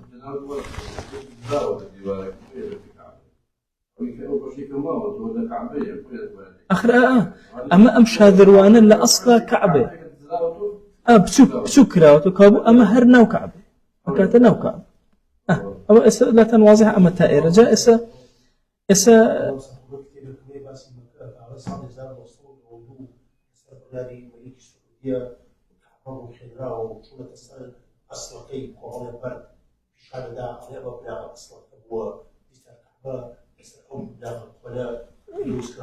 لما يجوا تو عرزكم لا مسألة كعبة شاندين جار لما يجوا حتى عبد الله كوري زبير أمير الحرمين أو هنا كردو حجي إسماعيل خسو سري بلا دويهم الرخاني أنا وكفايا لا كردو ويخش يسفرمي صلى الله عليه وسلم قال قومكم حديث أحد نبونا أم تيكم أداء خسو سر بناغي إبراهيم دي دوا چند صال دوا وهشت حديث أحد بون عبد الله كوري زبير تازه حديث أحد نما شو شاكي كردو والله هات الرخاني أنا وكفايا لا كردو ماشي دورو وحكمة الدوري فرماش تكيك رجاءنا صلى الله عليه وسلم أفشين سر أول يكي كتير لهنا كان للركن كان شيء أويا كحوجر أن يطوف 7 داخل المسجد أو دور ركنه يكي كان حوجر أم طوافك يكي كان أو طواف أبي لكوابي لنا مزقوت أبي نابي لخارجي مزقوت بي أقد بيه بدوري مكة أو بصورة حوجر بلا والله كردم نابت يعني مثلا لدوري مزقوته وبازار كان وخوي حوجر بصورة بلا والله كردم مثلا نابت إلا أبي شيء إلا داخلي مزقوته كابي وأبي حوجريش صورة طبعا همو واجبه كان هجدانا لمسألة طوافة نيتي باز نكردوا وعدم صرف النية باز نكردوا أو دو خالة أما ششي باز كردوا لقل أم ششا دو خالي ترمان هي ويش كأوي أم طوافة بنيته بك بنيته يان صرفي نكا مثلا بنيته وكردوا يتي سنتا دس بكردوا صرفي كرد لا نيتك قوري وتي والله باشكم هنا كبدوزمه وكبري قرزار مبزان بيدوزمه وبمناوه باش نيتك قورة أو كتعين الطوافك دروزني طبعا أجر لما زي خوان الله جابوا مطلقي أو بمطلقي شو قرابة دوي أو كسية أجرنا بنيتي قران بدوي أو طوافش كان بوي درسته بس وازي الطوافك هنا نفركي بيني كقرزاتي وتوا فبيقرب كوت الشر أو نيتك قورة صار فيها طوافك دروزني زائدا أو شرطاني كباسك سنتك أفرمي وأما السنن فأن يطوف ماشيا سنة دواء إنسان مشي ببي طوافك جيب جيبك ويستلم الحجر أول طوافه ويقبله ويضع جبهته عليه سنتها كإنسان دز بدا لحجر يستلم بس أويك دز بدا لحجر أسود طبعا أو ركنك عرزم كذا أم بشا كاللير ودس بيئك سنة دوهاي إنسان دسي لي بدا أقل نمسك تواني دس بدا أو زور باشا لأول طوافك وتوا أما زور باشا ويقبله ماشي بك زور باشا إلا دس بيبك نوتشوان بخات السر بردك زور باشا ويضع جبهته عليه فإن عجز أقل نيتواني يتنها دسي لأدا فإن عجز أقل نيتواني دسي شي لأبدا أشار بيدي لدوره دسك برزكاته وإشارة أكا لم ركنه ولم آستو آستي حجر الأسودك ياري أسلا شون أجر بوي كرا أخوة رحمي بيك تواني بأساني هم دسي لأدا باشا هم ماشي أكا هم نوشوان أخات السريم احتراما بو أم بردا أبم شوازة ما ملائكة لقليا إمام عمر رضي الله تعالى عنه فرمي والله أي حجر أزام من النفع هي ونزر أزام خوشويز آواي كراوا يقول يا ما ملائكة تكريما وتعظيما باشا أما اشتيك عبادتك أما نازنين أما خواهي قولا أم عبادة تايبتي بمدان تكريما وتعظيما أم عبادة جيبا جيئكين لما سلي حجري أسود طبعا كتير مباركي حجري أسوديش لبهشتوا هاتوا أفرمو هر كسيك جزئيكي چونا وبهشتوا يتر بهشتية استلامي أو دزدان لو دزدان بشيك لبهشت ربطيكي إنسانا بهشتوا ماشكرني بردك لبردكاني بهشت يرسوان خف السري عينا بهماش كسي بركة أو أجر نيتواني حتشوني كي كده بدسي لبدا وأوشي نتواني زو قربال خل لدورو دسي برز أشار بيده لو آستا واتك دس بيئك لا تشبي هموي لم لاوي دسي راسي برزكاتو بو آستي حجر إن دسك بطوافك. ويراعي ذلك في كل طوفة. طبعا أول جار كي سنتك كسرتها دس بيئك لهمو جارك كتكرار بيتو أجات أو شوينا لأولي همو يكم لحوتك وحوت شوطك حوت طوافك هر يشي كان سنة أجر بويكرا دسي لي بدا ما تشيبك مثلا نوسوان بخات سري يعني أجر هر بوي نكرا لاني كمكي إشارتي كدوا لو أستا طبعا قولوا بوشتي استأذانك أستكي شوي. ويراعي ذلك في كل طوفة هم جارة. خلق استا مثلا ماشي الركن كان هر شواري اكا افرمي ولا يقبل الركنين الشاميين ماشا او دو ركن من لطرف شامون كاكات الركن عراقي وشامي ماشا ناس نماشيان اكا ماشا ولا يسوي ندس شبر زكاة ولا اسيانا حج وتأم بشيكرت ليرة السلام ماشي ألو بهيش شوازك من السلام أكان ماشي حقيني هل أروح باشا شكر أوي نخرها يسبو ديو توزي دورك ولا إيش كذا ممكن اللي وشا ماشي كذا أو كذا عندي خلك هنرجع الحجر لك شوية أبي مثلا بويا روش نكريته ديارة أو شوانا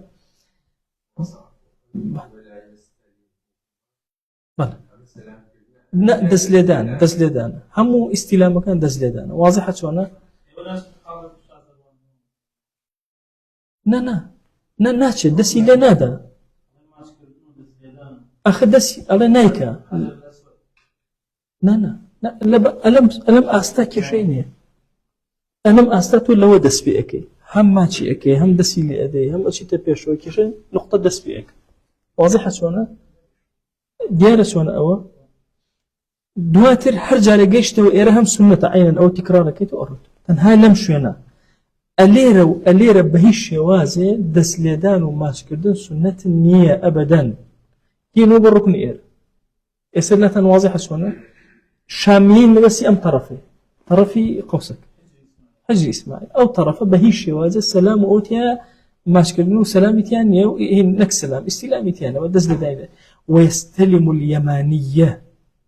بلان لركن اليمانية كبيش أوي بقاتا حجر دس ليدانك قيناك سنة ماشا بلام ولا يقبله وهيش شوازنا ماشي بكيرا ست إسئلة واضحة شونا ركن حجر سلام كردن وماش كردن ودس فيها هنا ونوشا غزة هموي سنة أم دوانا حيش تيها سنة ندس ليدان نماش كردن أمان دس ليدان تيها سنة إسئلة واضحة صورتك يعني شو بوي أم كتاب من أجل صورتك أولا في الشام مالدي ويبزاني شون لما والله أكيد أفرمي ويستلم اليمانية ولا يقبله ماشي ناكا بلام استلام أقد فرياك ودسي لأدا إن جاء هو يترشتي عجاب من هي باش الله ناوي هاش كسر نسي بس كعبو أسيبو كعبو ناوي خوتي نسي خواليت خوش بيه ويتر أوانا أوشتانا باش هيك شتيكي لسه وارد نية هرچند أو هي تازة نية أو زوار قديمة لم يجوا چندين جار علماء وانيان باس كردوا كهبوة مثلا بردي ولاتي خوي بردوا هنا يتي بكعبه وهنا يتي ماشا اسال لا يخو ما تسبيح ابن مثلا او زمان بردي شي بردوا مثلا بو مباركي هشتيتي ولا يخوي حتى وتيتي كم بردم بخانه لم يجوا او دشت يسير لسر كعبه وبزعم كتابك الكعبة في 1000 عام اشتكي له بابته يعني باسي هزار صالي أو لك طبعا وما هزار من أزاني كل زمان إبراهيم وحرقة وحر دعاء كيلو كوتوت كرم خوايا من الله نبض تنها نبنو ذكر قبل بو خلق آدي أم عالم هرهم ويكاك واستهيني ولا أسمان جوستهيني بيت العتيق ليه الملائكة ينؤرون سبحان الله والروايات فرمان أوج من ملائكة يرجر بوان هي كروشتن دوباره نبود شلون حجي خوما مثلا جارك لسر واجب يكجر الرؤت طبعا دوباره نبنو وان ده جنود خوا زور وملائكة زور لأستي كعبة ولا سر زي شهنا لزمان إبراهيم وهربوا الشوازة بس أنا قصة هي لسروي كبيش زمان إبراهيميش مثلا هنهبوا به كعبة هربوا بلا زمان آدم قصن بلا مثلا وميجونا زين تأكيد بلا مهم إن جاء وأن يقول أول طوافه كي يكنجر طواف قد سببك أواء السنة بسم الله والله أكبر خواء بناويتو باشا إن جاء الله جل جلاله قورة كان اللهم إيمانا بك وتصديقا بكتابك إيمان من بتوه يناوى تصديق من بكتابك تكلو وفاء بعهدك عهد بيمان لوتو وفاء من بيكلو تهاتون حج أكن بوتو واتباعا لسنة نبيك محمد صلى الله عليه وسلم لبرشن كوتي سنة في غمر صلى الله عليه وسلم هاتون وليقل قبالة الباب طبعا هو أرزم كردن أليرا حجر الأسود توزي أشي تقول درجاي كعبة لبرامبر أم بابا يعني لدواء ودسي فكر هذا يكتوز شوطك أشي تقول أقات أستي درجا لو أستي درجا سنة بليا اللهم البيت بيتك مال خوته والحرم حرمك حرمي خوته والأمن أمنك هريتويا وهذا مقام العائذ بك من النار أمشينا شويني أو كسيك مقام العائذ بك من النار عائذ أو كسيك لعوذة يعني خوي طبعا خصوة بنا كأنما خوم خصوة بنايتو يا إلهي أما مقامي أو كسيك خوي أبارز لآجر طبعا أو شوينك من هي اللي يبيوتي ملتزم غمري صلى الله عليه وسلم سكيبيونا زوزو دعائك فرمو هذا مقام العائذ بك أيام مقامي أو كسيك خوي بنا أقربتو لآجر أفرمي وليدعو بما شاء بدعاء زوزر بك لو أستا ومأثور الدعاء أفضل من القراءة درك ما بران وهذا مقام العائذ بك من النار باشا ولا لا درجاك وبين اليمانيين باشا إنجا اشتيك تتعرس كم ليرة طبعا إما وتمان أم دوانا بما وت شاميين أم جارة أم دوانا بو إيرو بيان الله يمانيين أفرمي ألم مصافا زور سنة دعابك قال اللهم آتنا في الدنيا حسنة وفي الآخرة حسنة وقنا عذاب النار زور أم دعاء بخير لو كاتا وليدعو بما شاء حتى دعائك لو كاتا دعابك ومأثور الدعاء أفضل من القراءة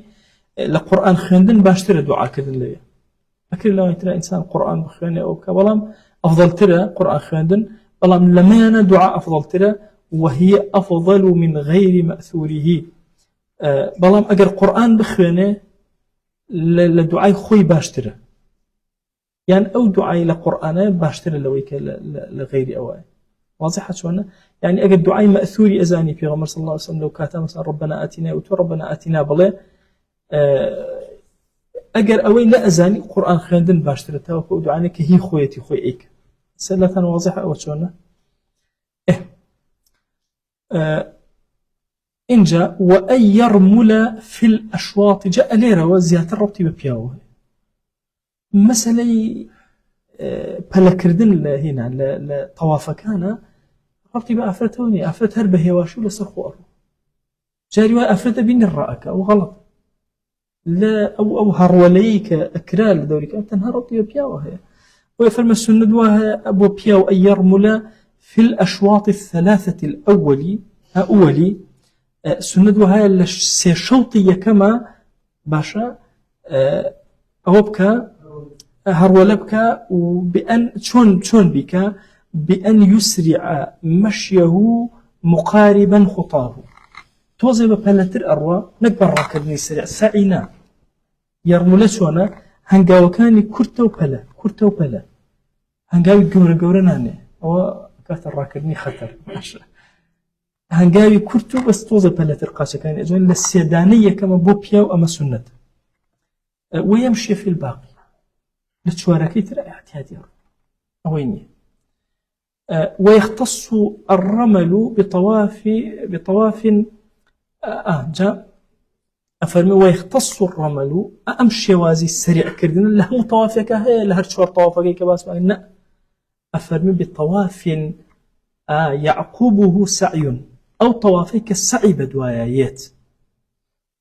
باشا طوافێکی نەفل ئەکا کە براسیار تەوافی ئەکا پێویست ناکە ڕاکە احتیاطی لە تەوافی نەفلەکان بەرزنی ئەحرامیشیان نەبەستووە يعني احتیاطی ئێستا تەوافی خۆی دەکات و کێشەی ئەبین جاری وایە کەسێک ئەحرامی نییە و هەر تەوافیش ئەکا مەسەلەن ئەو تەوافی نەفلەکە برا ئەیکا و ئەجری خۆی ئەگات و ئەوانە ئەو ڕاکردنە سەریعیە بۆ ئەو سنەت نییە ئەوە دیارە ئەوە قالوا لطوافي قدوما لطوافي مثلا ركنك أو لا فهو في قول لقولك الله أورب تنهى لطوافي قدوما سرتك الرب ونشاطه وأنا أو سيجارة أوكا للطواف غيترا لهيش يعني شوار لسه طواف غيترا أو واضح لاتان أو في قول بطواف القدوم وليقل فيه اللهم اجعله حجا مبرورا وذنبا مغفورا وسعيا مشكورا بلم طوافا أما زياتر بلي لبري لبيك اللهم اجعله حجا مبرورا وبكر حجك مبرور ورجيراو وذنبا مغفورا وبكر معي لبردي لجناها كان وسعيا مشكورا أم سعي ما ندبونه وأنا بكر معي أويك شكر سباسي بك إخوائي مشكور طبعا ليش يعني خجالتي كان كإنسان بخوا جرأتنا كباسيك أخوة جل جلاله لنا وكان الشكور يعني خوي هدايتي داوي توي دروس كل من أعمالك تشاكا أكي سباس أكلسي شكر أكلسي أو سعيك أكي لحاجة شيء تكلوا بأخوة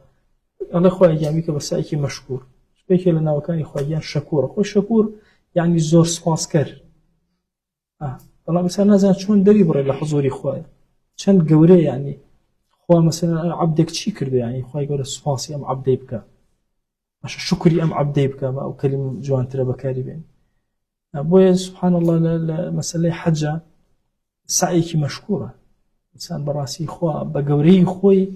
مكسم معنو أبي ولا ولاتي خوي وأروى وأنا خوي قرا لبرابر سباسي أم عبد أكاد وأي يضطبع أويك معصبة سكر أويك شاني درب خات أفرمت شون في جميع كل طواف يرمل فيه هر طوافك أو راكدني تيابو سند وهاي شانيشي دربخا وكذا في السعي باشا لسعي شا أما تشونا تيبقى أم طبيعة شيء أفهم وهو جعل وسط ردائه تحت منكبه الأيمن طبعا هنا كان ندرى وبسر شانا باش ناوراسي نك أكاتكوه بەڵێ ئەوە خاولەکەیە ناوە ڕاستەکەی ئەخاتە ئێرە دوو پارچەکەی تر ئەوە ئەداتەوە بەسەر شانیە بەسەر شانی چەپیە دیارە چۆنە کەوا بوو شانی ڕاستی دەرەکەوێت ئەوە بۆ شێوازە ئەوەی داوە بەسەرە مەسەلا ئەوە بێنە پێش شاوی خۆ لە دواوە هێنای ئەم بەشەی لەسەر شانی چەپێتی لە بن باڵێەوە ئەیهێنێ ئەیبا بۆچی بۆ سەر شانی چەپی واتە هەردوو پارچەی خاولەکە کە لەسەر شانی چەپی دیارە ئێستا چۆنە وەسەتەکەی ئەکەوێتە ئێرە ئاوا سونەتە ئەگەر وها ئەتوە ئەکرێ بە نەوعی تریش بکرێ واضحە بەڵام نە ئاوا سونەتەکەی وەسەتی ئەو ڕیداءە بکەوێتە ئەبڵێن بن باڵی بن شانی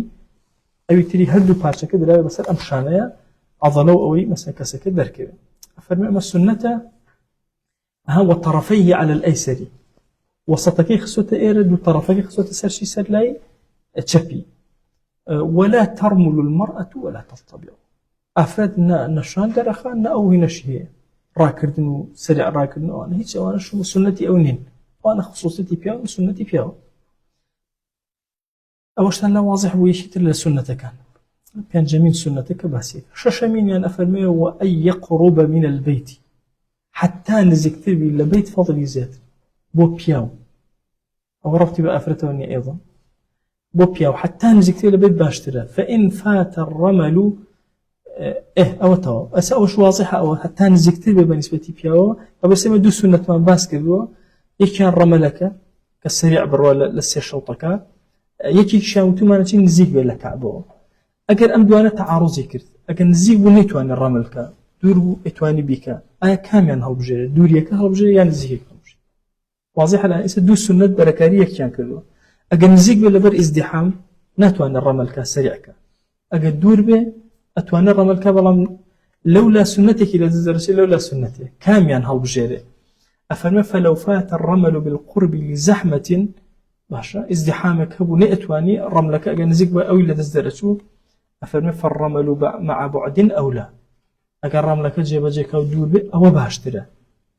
إلا أن يخاف صدم النساء ما قال بترسل لويك تيكلب جنان أبي أو كات قربك أبوي أفضل تره أجرنا أو يعني باشتره فالقرب بلا رمل أولى أجر أو كات مثلا زاني لقل أفرتانا تيكلب أجر بعيد بو أو كاتبها نزيق بك رملك أنك أو أولاتره واضح يسدو سنة استدامي كردوا كاميان هالبجيرم بعدك هالبجيرم ورملك سنة فضلك اللي بيه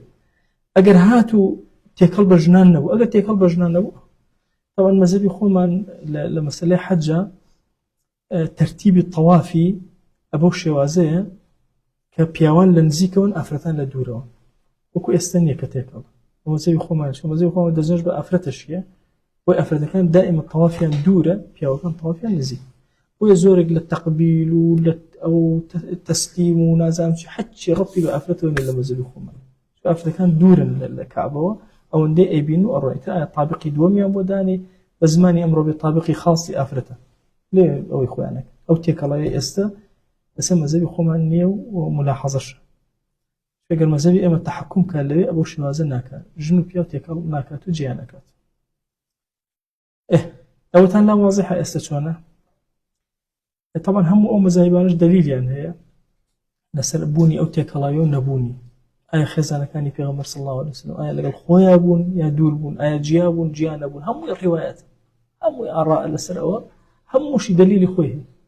لسر أو آية بيكو بون يا بيكو نبون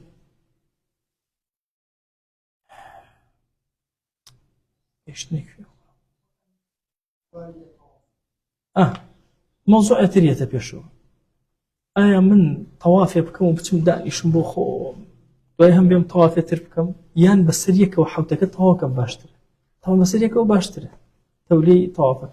أو طواكم أو هكذا إيه جائز شاب أو تلك الكلمة يعني شيء أو دروس من السنة واضحة شلون موالاة السنة لما سلي حوس شوطك لما زبي خوما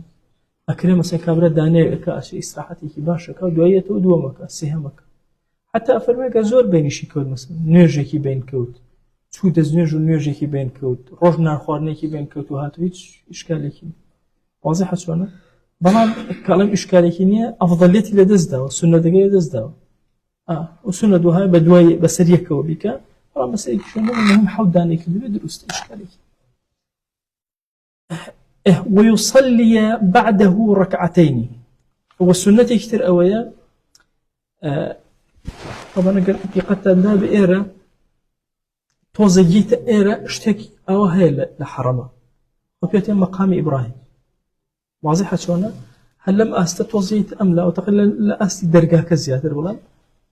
شوينك أو كوجمزك بتشوك أو هاي مناريك بتشوك أو هاي أو مقام إبراهيم السنة دوا إنسان طبعا تو ليرة دس فيكلو ليرش طوابي كليرة طواب أشي تقول لا مقام إبراهيم الدور كان السنة ديار إساتشونا تو ليرة دس فيك يحوشوطك أخير جه ليرة طوابي كالطواب ولا مقام إبراهيم سنة إنسان دور كعنيش كان خلف المقام لبشتي مقامه يقرأ في الأولى لا كم يعني قل يا أيها الكافرون أخواني لدوم يعني سورة إخلاص أخواني أجر شوبو سندها دنگ برسكاته ويشهر ليلا أو دوركاتك إخواني أجر رجوع بدن ينزم إخواني وفي قول أو تاو أو ديارة أم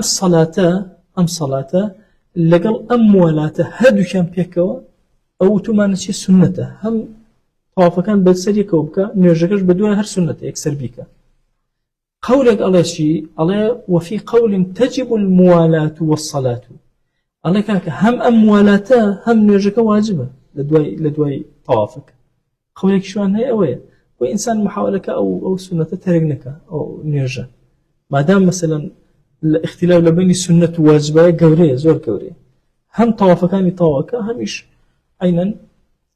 بقول نرجك جيب جيئك أوش طواف موضوع اختيارية بيشوا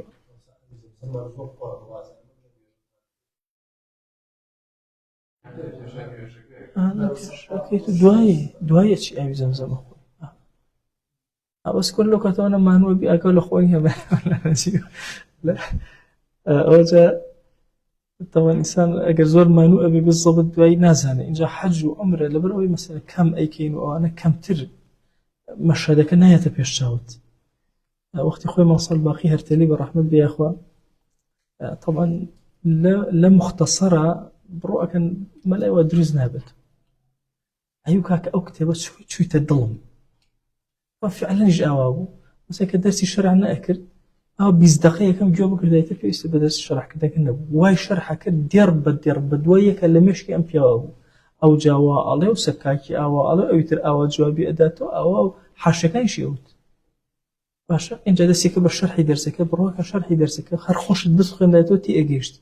أي أكتب شوي تدلم أي أو جمع الجامع أنا شوي تدلم أي حرجة أي هالتحسي أكتب أنا كم أيونها تدلم طبعا بروح كان أو حاجة همو جارك أي خيانين وباسي كان رك أو قصي باقي ميته برحمة بي أخوة چونك نشوت أسن نشوت تدلل رك أزاني شيء لدواي شيء وشيء ترتيبه همو أزاني بس سبحان الله أم ناس يعني أو باس ماك وشرح ماك لدواي أم شرح الرأس خبره يقدن يا الله زيك شو مدرس نهاية تدلل آخر ها صورتك دروزنا هذه الصورة كلها ذهن دروزنا برا أزان أجر يشيك مثلا زور رشت بيا لوي بي أزاني أو التوا صورة كلها دلي أتشس فيه بس إيه مثلا حتى أرون جارب وجارب القراوة يكي لك يشكاش من أما الساعات الشرح جيبوا خلك كاك مثلا فلانش يقول له بكيد يا روي نبأ هذا قاتش نبأ بقاتك لما ما حصل كان إيمان يعني اشتكى ناتشة الظلمان ناتواني بكاملي مثلا بلا حجم كنترول كده أشكم خواهي قرش بقسمتي أكا السركارواني أكشتي أكا زوزو بيا وبروا طبعا جاران خلق والله زور ما نوبو السحر الله أقر أم هنا طوابط لسي وحوتا أو أبي 6 مليون مرو فكري يعني إذا أوكات الكعبة بأساء إخلاقها السحر وأنا بروا حجي خوي بكاتوا اشتي ترمانه موضوع ترمان اما وتومانه ما بابتي بابلن رويشتن واما السنن فأن يطوف ماشيا كم دانك باس ما كدول السنه كانت بمشي خوي بروا سوار نبي اما قضيه كثير جاري انسان ام سلمة نخوش كوت خدمه پیغمبر صلى الله عليه وسلم فرمي بكوره دواي خلقك بولاخي واشترك ورا بسواري واشترك ورا لدواي خلقكوا نرم سلمة لقل مشتركين فبكجاوك خوي الرشد فأبوها لزماني في غمرة صلى الله عليه وسلم باب وسيلة كتير كراوة إما هند جار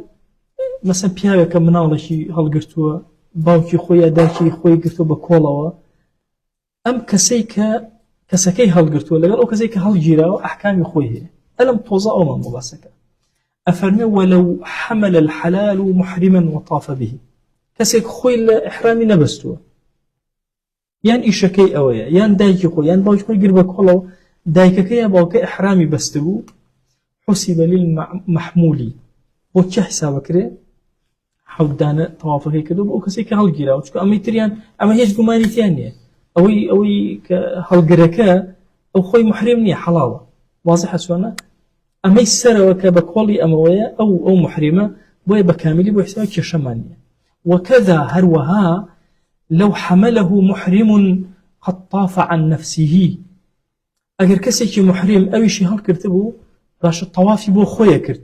باش أي جنيتي خوي هنا بو لسرو بو أي دروسة وإلا أي أجر طوافي كرت أما يخوارو شهر محرمة بل طوافي بو خوي لا كرت باش فالأصح إن قصده فللمحمول فله أجر طوافك بو خوي لا كرت نيتي بو أم كسيس بشتوى هنابو وخوش إلى إحرامه ويأنسره وإن قصده لنفسه أو لهما فللحامل فقط أجل نيتي هنا تنهابو خوي يان بو هردو كان باشا أو تنهابو حاملك ومحمولك نادي يعني صورة كان أبا مشيوازة فكانت شوار صورة يكم كسك خوي حلالة أما يسروا إحرامي بستوى باشا محمولك أما هيج قماني تياني أبو محمولك دا أنا تاوكي شمانم أم جارة أم كسهاتو خوشي محرمة نيتي أما يسروي هنا ونيتي خوينا هنا صورة دوم هر عينا وكذا أبو أنسره واضحة لا تن صورة دوم أبو محمولك أبو يسرو أنسره أم دواني بصير أنوسري هيش إشكالي تانية وكذاك طبعا هم وكذاك ليرة قصيك جواز لهم واضحة شونا قال وهروها أو هاي يعني قصيك يعني وانية هلا مذهبه ردي قصيش داوت السديارة أو شونا يعني يكم ين خوي حلالة أمي سرو نيته هنتو إيكا دوم نيتي بو أوي سرو هناوا أمي خواروك أمي سرو أباد خوش إحرامي بس تو هيج مشكلة بس نيتي بو خوي نهنا تنها أوي سرو أكا أوش بو دوهم دروسته أم جارهاتوا أها وإلا فالأصح أنه إن قصده للمحمول عشان قصدي هنا وبوشي بو كسي كمحمولة فله أو أن يتكيو طاو أو يدوهما أو أنسري سيهم هاتو نيتي هنا وبو خوي وأويش شوارم هاتو تنها نيتي هنا وبو خوي أم دوانان بو خوي أنسري بو كسكي خوارو أنسري واضحة يعني كسي يكم دوم من هي يكم أو يك هالي قرتو دوم ويك هالي جيراو لدو صورة يعني بو أم أنسري لو يعني بو واضحة أساسون أو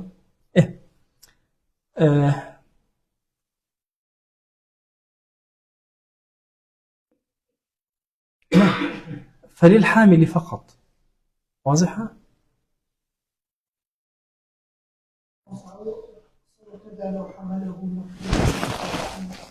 أو بايق دخل الله يسير بكم وان توسعون بود رزوج أو ظاهري أو وهاك ك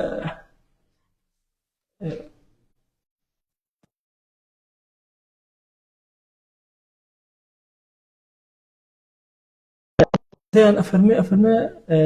طاف عن نفسه هاتو الطواف بخوي أكا باشا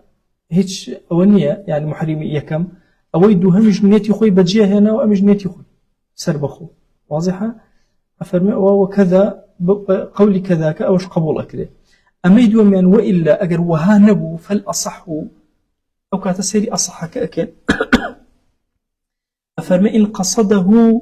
أجر قصدي أوي كردبو محمولك كل وبزبو محمولك أنسري إن قصده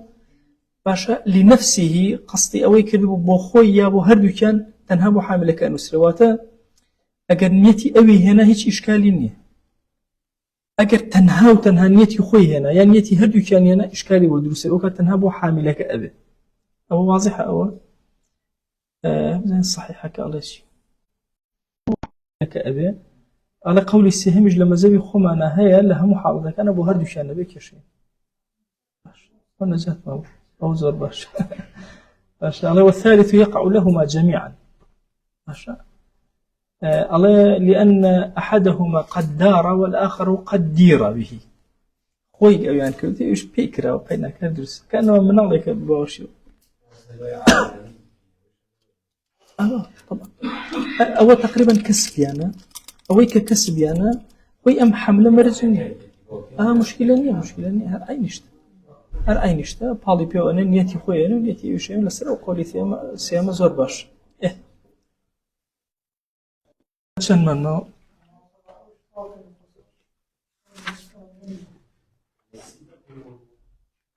باش ما أما عشان بيوش نجاد من راس فرمي باشتر أفرمي فيما يختم به الطواف كبتشي طواوك أفرميك الطواف طبعا وثمان لأول والسلام كاتو أوانا كالطواف أخير دان الطواف يستلم الحجر عينا دس أداته ولا حجر بعد الطواف باشا وصلاته أما زور قرنجا أفرمي لدواي نيجاك كأيكا هم سنة دواي دس بداته ولا حجر إنجابر بجيب يلا واضحة لا تنسونا أما يعني لدواء أو حموشتك طوابه بكاملي يحول شوطك يخوي طواف كردو نيجي طوافك شي جيب جكر دواتر أفرمي يستلم الحجر بعد الطواف وصلاته ثم يخرج من باب الصفا للسعي لباب الصفا ودرء شيب وشيبوي السعي الصفا ومروءك لا تنواضح وشون بو وتا استلام أخير تسلداني أخير شهر سنة شون لبدايته سنة ولا أخير سنة إن جاببشين بو لباب الصفا وأوتشون أوديو أفرمي وشرطه يكسر أليرا شو بباسي الصفا ومروة أفرمي وشرطه أن يبدأ بالصفا للسعي بين الصفا ومروة فمكتب أوكم للدرجة الصفا وأتشت جوروا سعي بين الصفا ومروة ملاحظة كتان بدنا ليرج أرين حوت شوط حوت شوطك بيغمر صلى الله عليه وسلم للصفا ده سيبك إلا مروة طواو معناه كي شيء يعني أما دانية أما دو نبشي تبيتو واضحة ليرك روشتي دانية هاتي تودو سي شوار بينج شش حوت ليرة طواو بس لا تن واضحة سنة فقولك هي الله هري هلا مزبي خوش معنا الله أمثل سيج في إنجاب دانية حسابه هو غلطه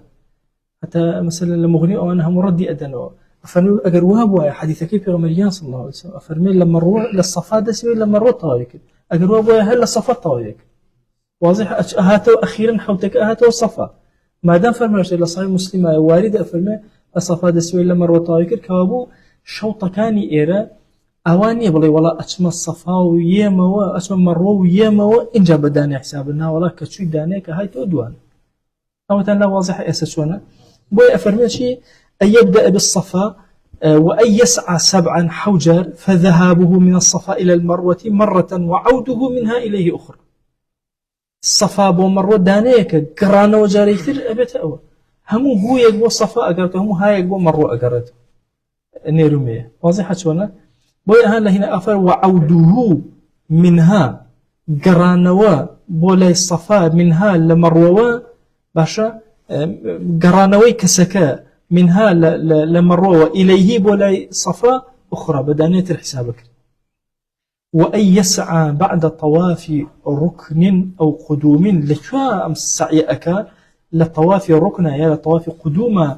بحيث لا يتخلل بينهما الوقوف بعرفة بمرجع يعني وقوف عرفة نكوت بين أو أن بين نكوت به بكرتكي الطواف طوابو أجر كات كم مابو بس فريق الطوافك بكات درسوا بو عرفة باش آيك الجرايوا أشي سعيك بكا سعيك الناكا فصل كوت واضحة شونا أجر تخلل كوت بينوا أو ناك وإما وتمانا السعي لك يا أكري لطواف قدوم أكري للركنة وانيا كابو لطواف وداع ناكري لطواف نفلة ناكري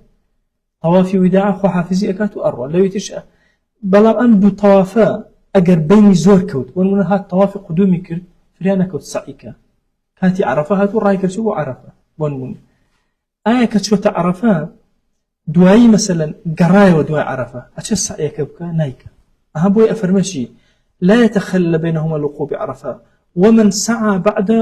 بعد قدوم باشا لم يعده باشا كسيكشو لدواي قدومه طواف قدومه شو سعي كرت باشا جاري كتير آية تكراري أما أكاتوا إعادة أكاتوا إعادة أكاتوا واتيك جار سعي أكات شون أجا سعي كنا كيشيني مثلا شو مثلا طوافي كل الرشد وأي هاتوا أي أكاتوا نايكاتوا أو ديار أو لا دوای هەموو خوێنێ جا هەر شتێکە وتمان ئەوە ناکاتەوە خوێنێ لەولا ئەکەوێتە سەری بەڵام فریا نەکەوتووە واضحە چۆنە هەر ئەوەندە فریا کەوتووە جا لێرە ئەفەرمێ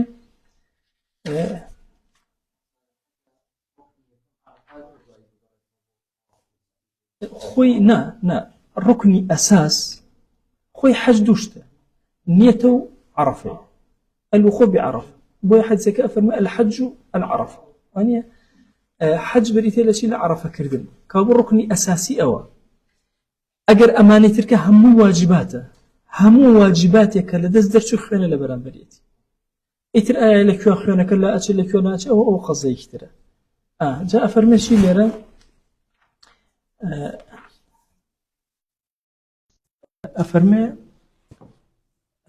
وثانيها دوهمين شرط كان أفرمي أن يسعى 7 للاتباع لحتى كانت رواه الشيخان أوان إلا الصفا ودس في أكا باشا لما رواه كتايبي وعودوا منها إلي أخرى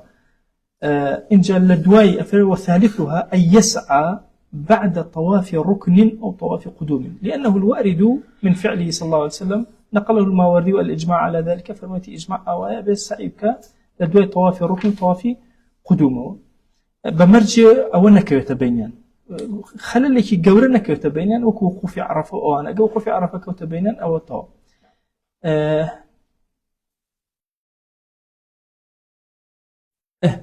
طبعا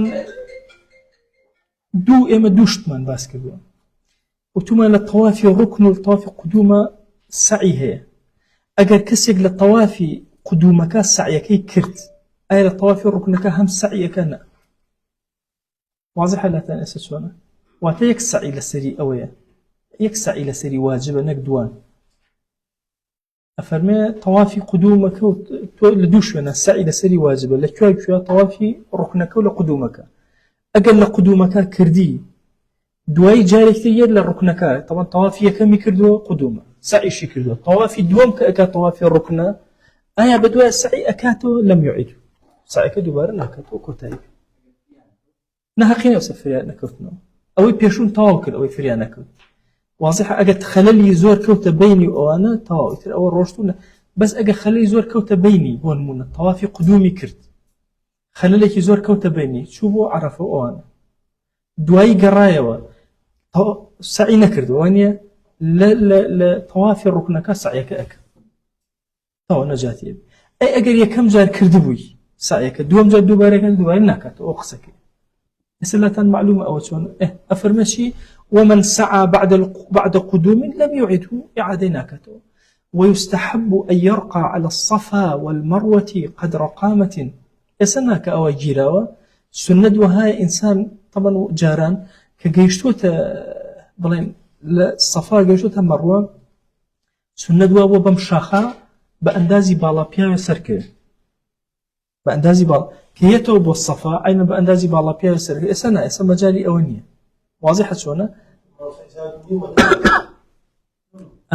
نما هو بس السركة مثلا بس أجر مثلا جاران به بأندازي بالا بيا سنة والليرة بشيء تسر اللي بأندازي بالا بيا بشيء تسر أبو شواز أفرمه ويستحب أن يرقى على الصفا والمروة قدر قامة فإذا رقي قال أجسرك الله أكبر الله أكبر الله أكبر ولله الحمد الله أكبر على ما هدانا الحمد والحمد لله على ما أولانا لا إله إلا الله وحده لا شريك له الملك وله الحمد يحيي ويميت بيده الخير وهو على كل شيء قدير ثم يدعو بما شاء دينا ودنيا إن جدسك بدعاء كذن لدعاء أمانة الدعاء كان بو ديني بو دنياي زورك قلت ويعيد الذكر والدعاء ثانيا وثالثا والله أعلم ما شاء إمام النبي أفرمي السنة وهاي كأم دعانا دوجار سجار باشا سعيد وما سهمها يباركاته وسيباركاته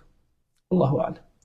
وأن يمشي أول المسعى وآخره ويعدو وسطه أما بو بياو بس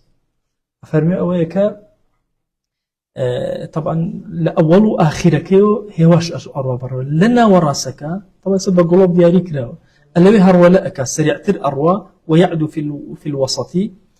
وموضع النوعين معروف شو أنا كدياريك له يعني أزاني اللي كياب الراكد مرة اللي كياب هواشي أروى أمش تنهاب وبياو وآفلته أنني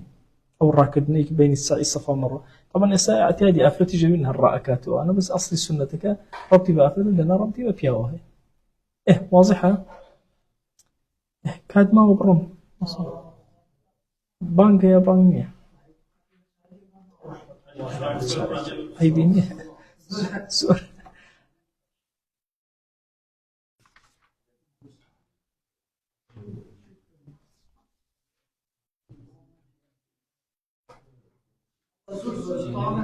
باش أنا هنا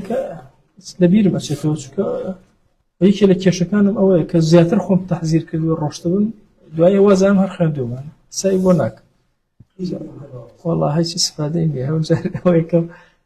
قمانو بو دروسة بها جاري وتلفونكم بو جماعة دلم قوشتم تشكوتاك بس وصلى الله على سيدنا محمد وعلى آله وصحبه وسلم تسليما كثيرا جدا يا ربي خويا لمن قبولك بخاتنا شاركاني خوت ربي خويا كلماتنا بكرماي رحمته بزي وكرم بسر معنا دائما بارنا يا ربي خويا بسر خو معنا بسر معلوم نال معنا بسر خوشويستان معنا خويا كان بركاتنا لم والله اجتماعي مبر يا رب العالمين صلاة والسلام خوت خويا بسر معنا دائما بارنا بركاتی ئاسمان و زەوینی خۆت بەسەرمانەدا ببارێنە یا ربی خۆی علممان زیاد کە عملمان زیاد کە ئیخلاسمان زیاد کە قبولمان بدەرێ لە ئاسمان قبولمان بدەرێ لە زەوی دەرگاکانی خیر وەسە دڵ دەروونمان بکەرەوە یا رب العالمین خۆت سەرپەرشتیمان کە مەمان دەرەدەستی خۆمان یا ربی خۆی هەر گوناهێ کردومانە لێمان خۆش بە یا ربی خۆی داوا لێکن حەجمان بە قسمت کە یا ربی خۆی عمرمان بە قسمت کە یا ئیلاهی داوا لێکەین بە کەڕەتی خۆت و بە ڕەحمەتی خۆت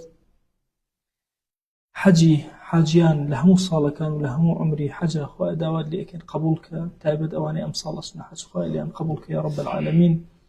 یا ربی خۆی ئێمەیان بیر خەرەوە کە دوعامان بۆ بکەن یا ئەکرەم الئەکرەمین یا ربی خۆی لەناو دوعای موسڵمانە جێگەمان بکەرەوە لەناو سوژدەی موسڵمانە جێگەمان کەرەوە لەناو دڵی موسڵمانە جێگەمان بکەرەوە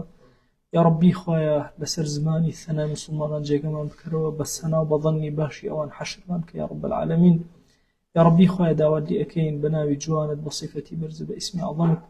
ئەم کەلیماتانەی کە لە خزمەتیانە ئەوەستین یا ربی خۆیە هەر کەسێک ڕۆژێک لە ڕۆژان خوێندوێتیەوە نووسیوێتی چاپی کردووە دەستێکی خێری لەم کەلیماتانە هەبوو خۆیە بە ئەجر بۆ هەر هەمووی بنووسە بیکەرە ڕووناکیێکی زۆر گەورە بۆ هەر هەمومان قبری هەمومانی پێ ڕۆشن کەرەوە ساحەی مەحشەرمانی پێ ڕۆشن کەرەوە لە بەهەشتا پلەمانی پێ بەرز کەرەوە یا رب العالمین یا ربی خۆی ڕەحم بە موسڵمانان و ئومەتی پێغەمبەر بکە صلی الله علیه وسلم خۆی ڕەحم بە موسڵمانانی غەزە بکە یا ربی خۆی دەرگای خێریان بەسەرا بکەرەوە خۆی ڕەحم بە موسڵمانی سوودان بکە ڕەحم بە موسڵمانی سووریا بکە ڕەحم بە موسڵمانی کشمیر و هیندستان بکە خۆی ڕەحم بە موسڵمانی سین بکە یا ربی خۆی ڕەحم بە موسڵمانی جیهان کە یا رب العالمین یا ربی خۆی داوا لێ ئەکەین سەری یەهود و نەسارا شۆڕ کە یا رب العالمین خۆی نەسرەت و عیزەتی ئەم دینەت بگێڕەوە بۆ ئەهلی سونەت و جەماعەت یا رب العالمین یا ربی خۆی لە فتنەی مەجوس بمان پارێزە لە فتنەی یەهود و نەسارا بمان پارێزە ئیلاهی داوا لێ ئەکەین بە ڕەحمەت و کەڕەمی خۆت بە بەزەی خۆت یا ئیلاهی بەهانای ئومەتی پێغەمبەرەوە وەرە صلی الله علیه وسلم بەخوا پەروەردگارە کە زەحمەتی براکانمان لە هەر شوێنەکە ئەبینین ئیلاهی ئاگرێکی زۆر گەورە لە نەخمانە دروستە بێت بێچارە و بێحاڵین لە سژنێکی زۆر گەورەین تەنها و تەنها ئەتوانین هانا بۆ لای تۆ بێنین خۆیە بەهانامانەوە وەرە خۆیە بەهانای ئومەتەوە وەرە يا ربي خويا لمزيد لترزقان مالك يا رب العالمين آمين آمين والحمد لله رب العالمين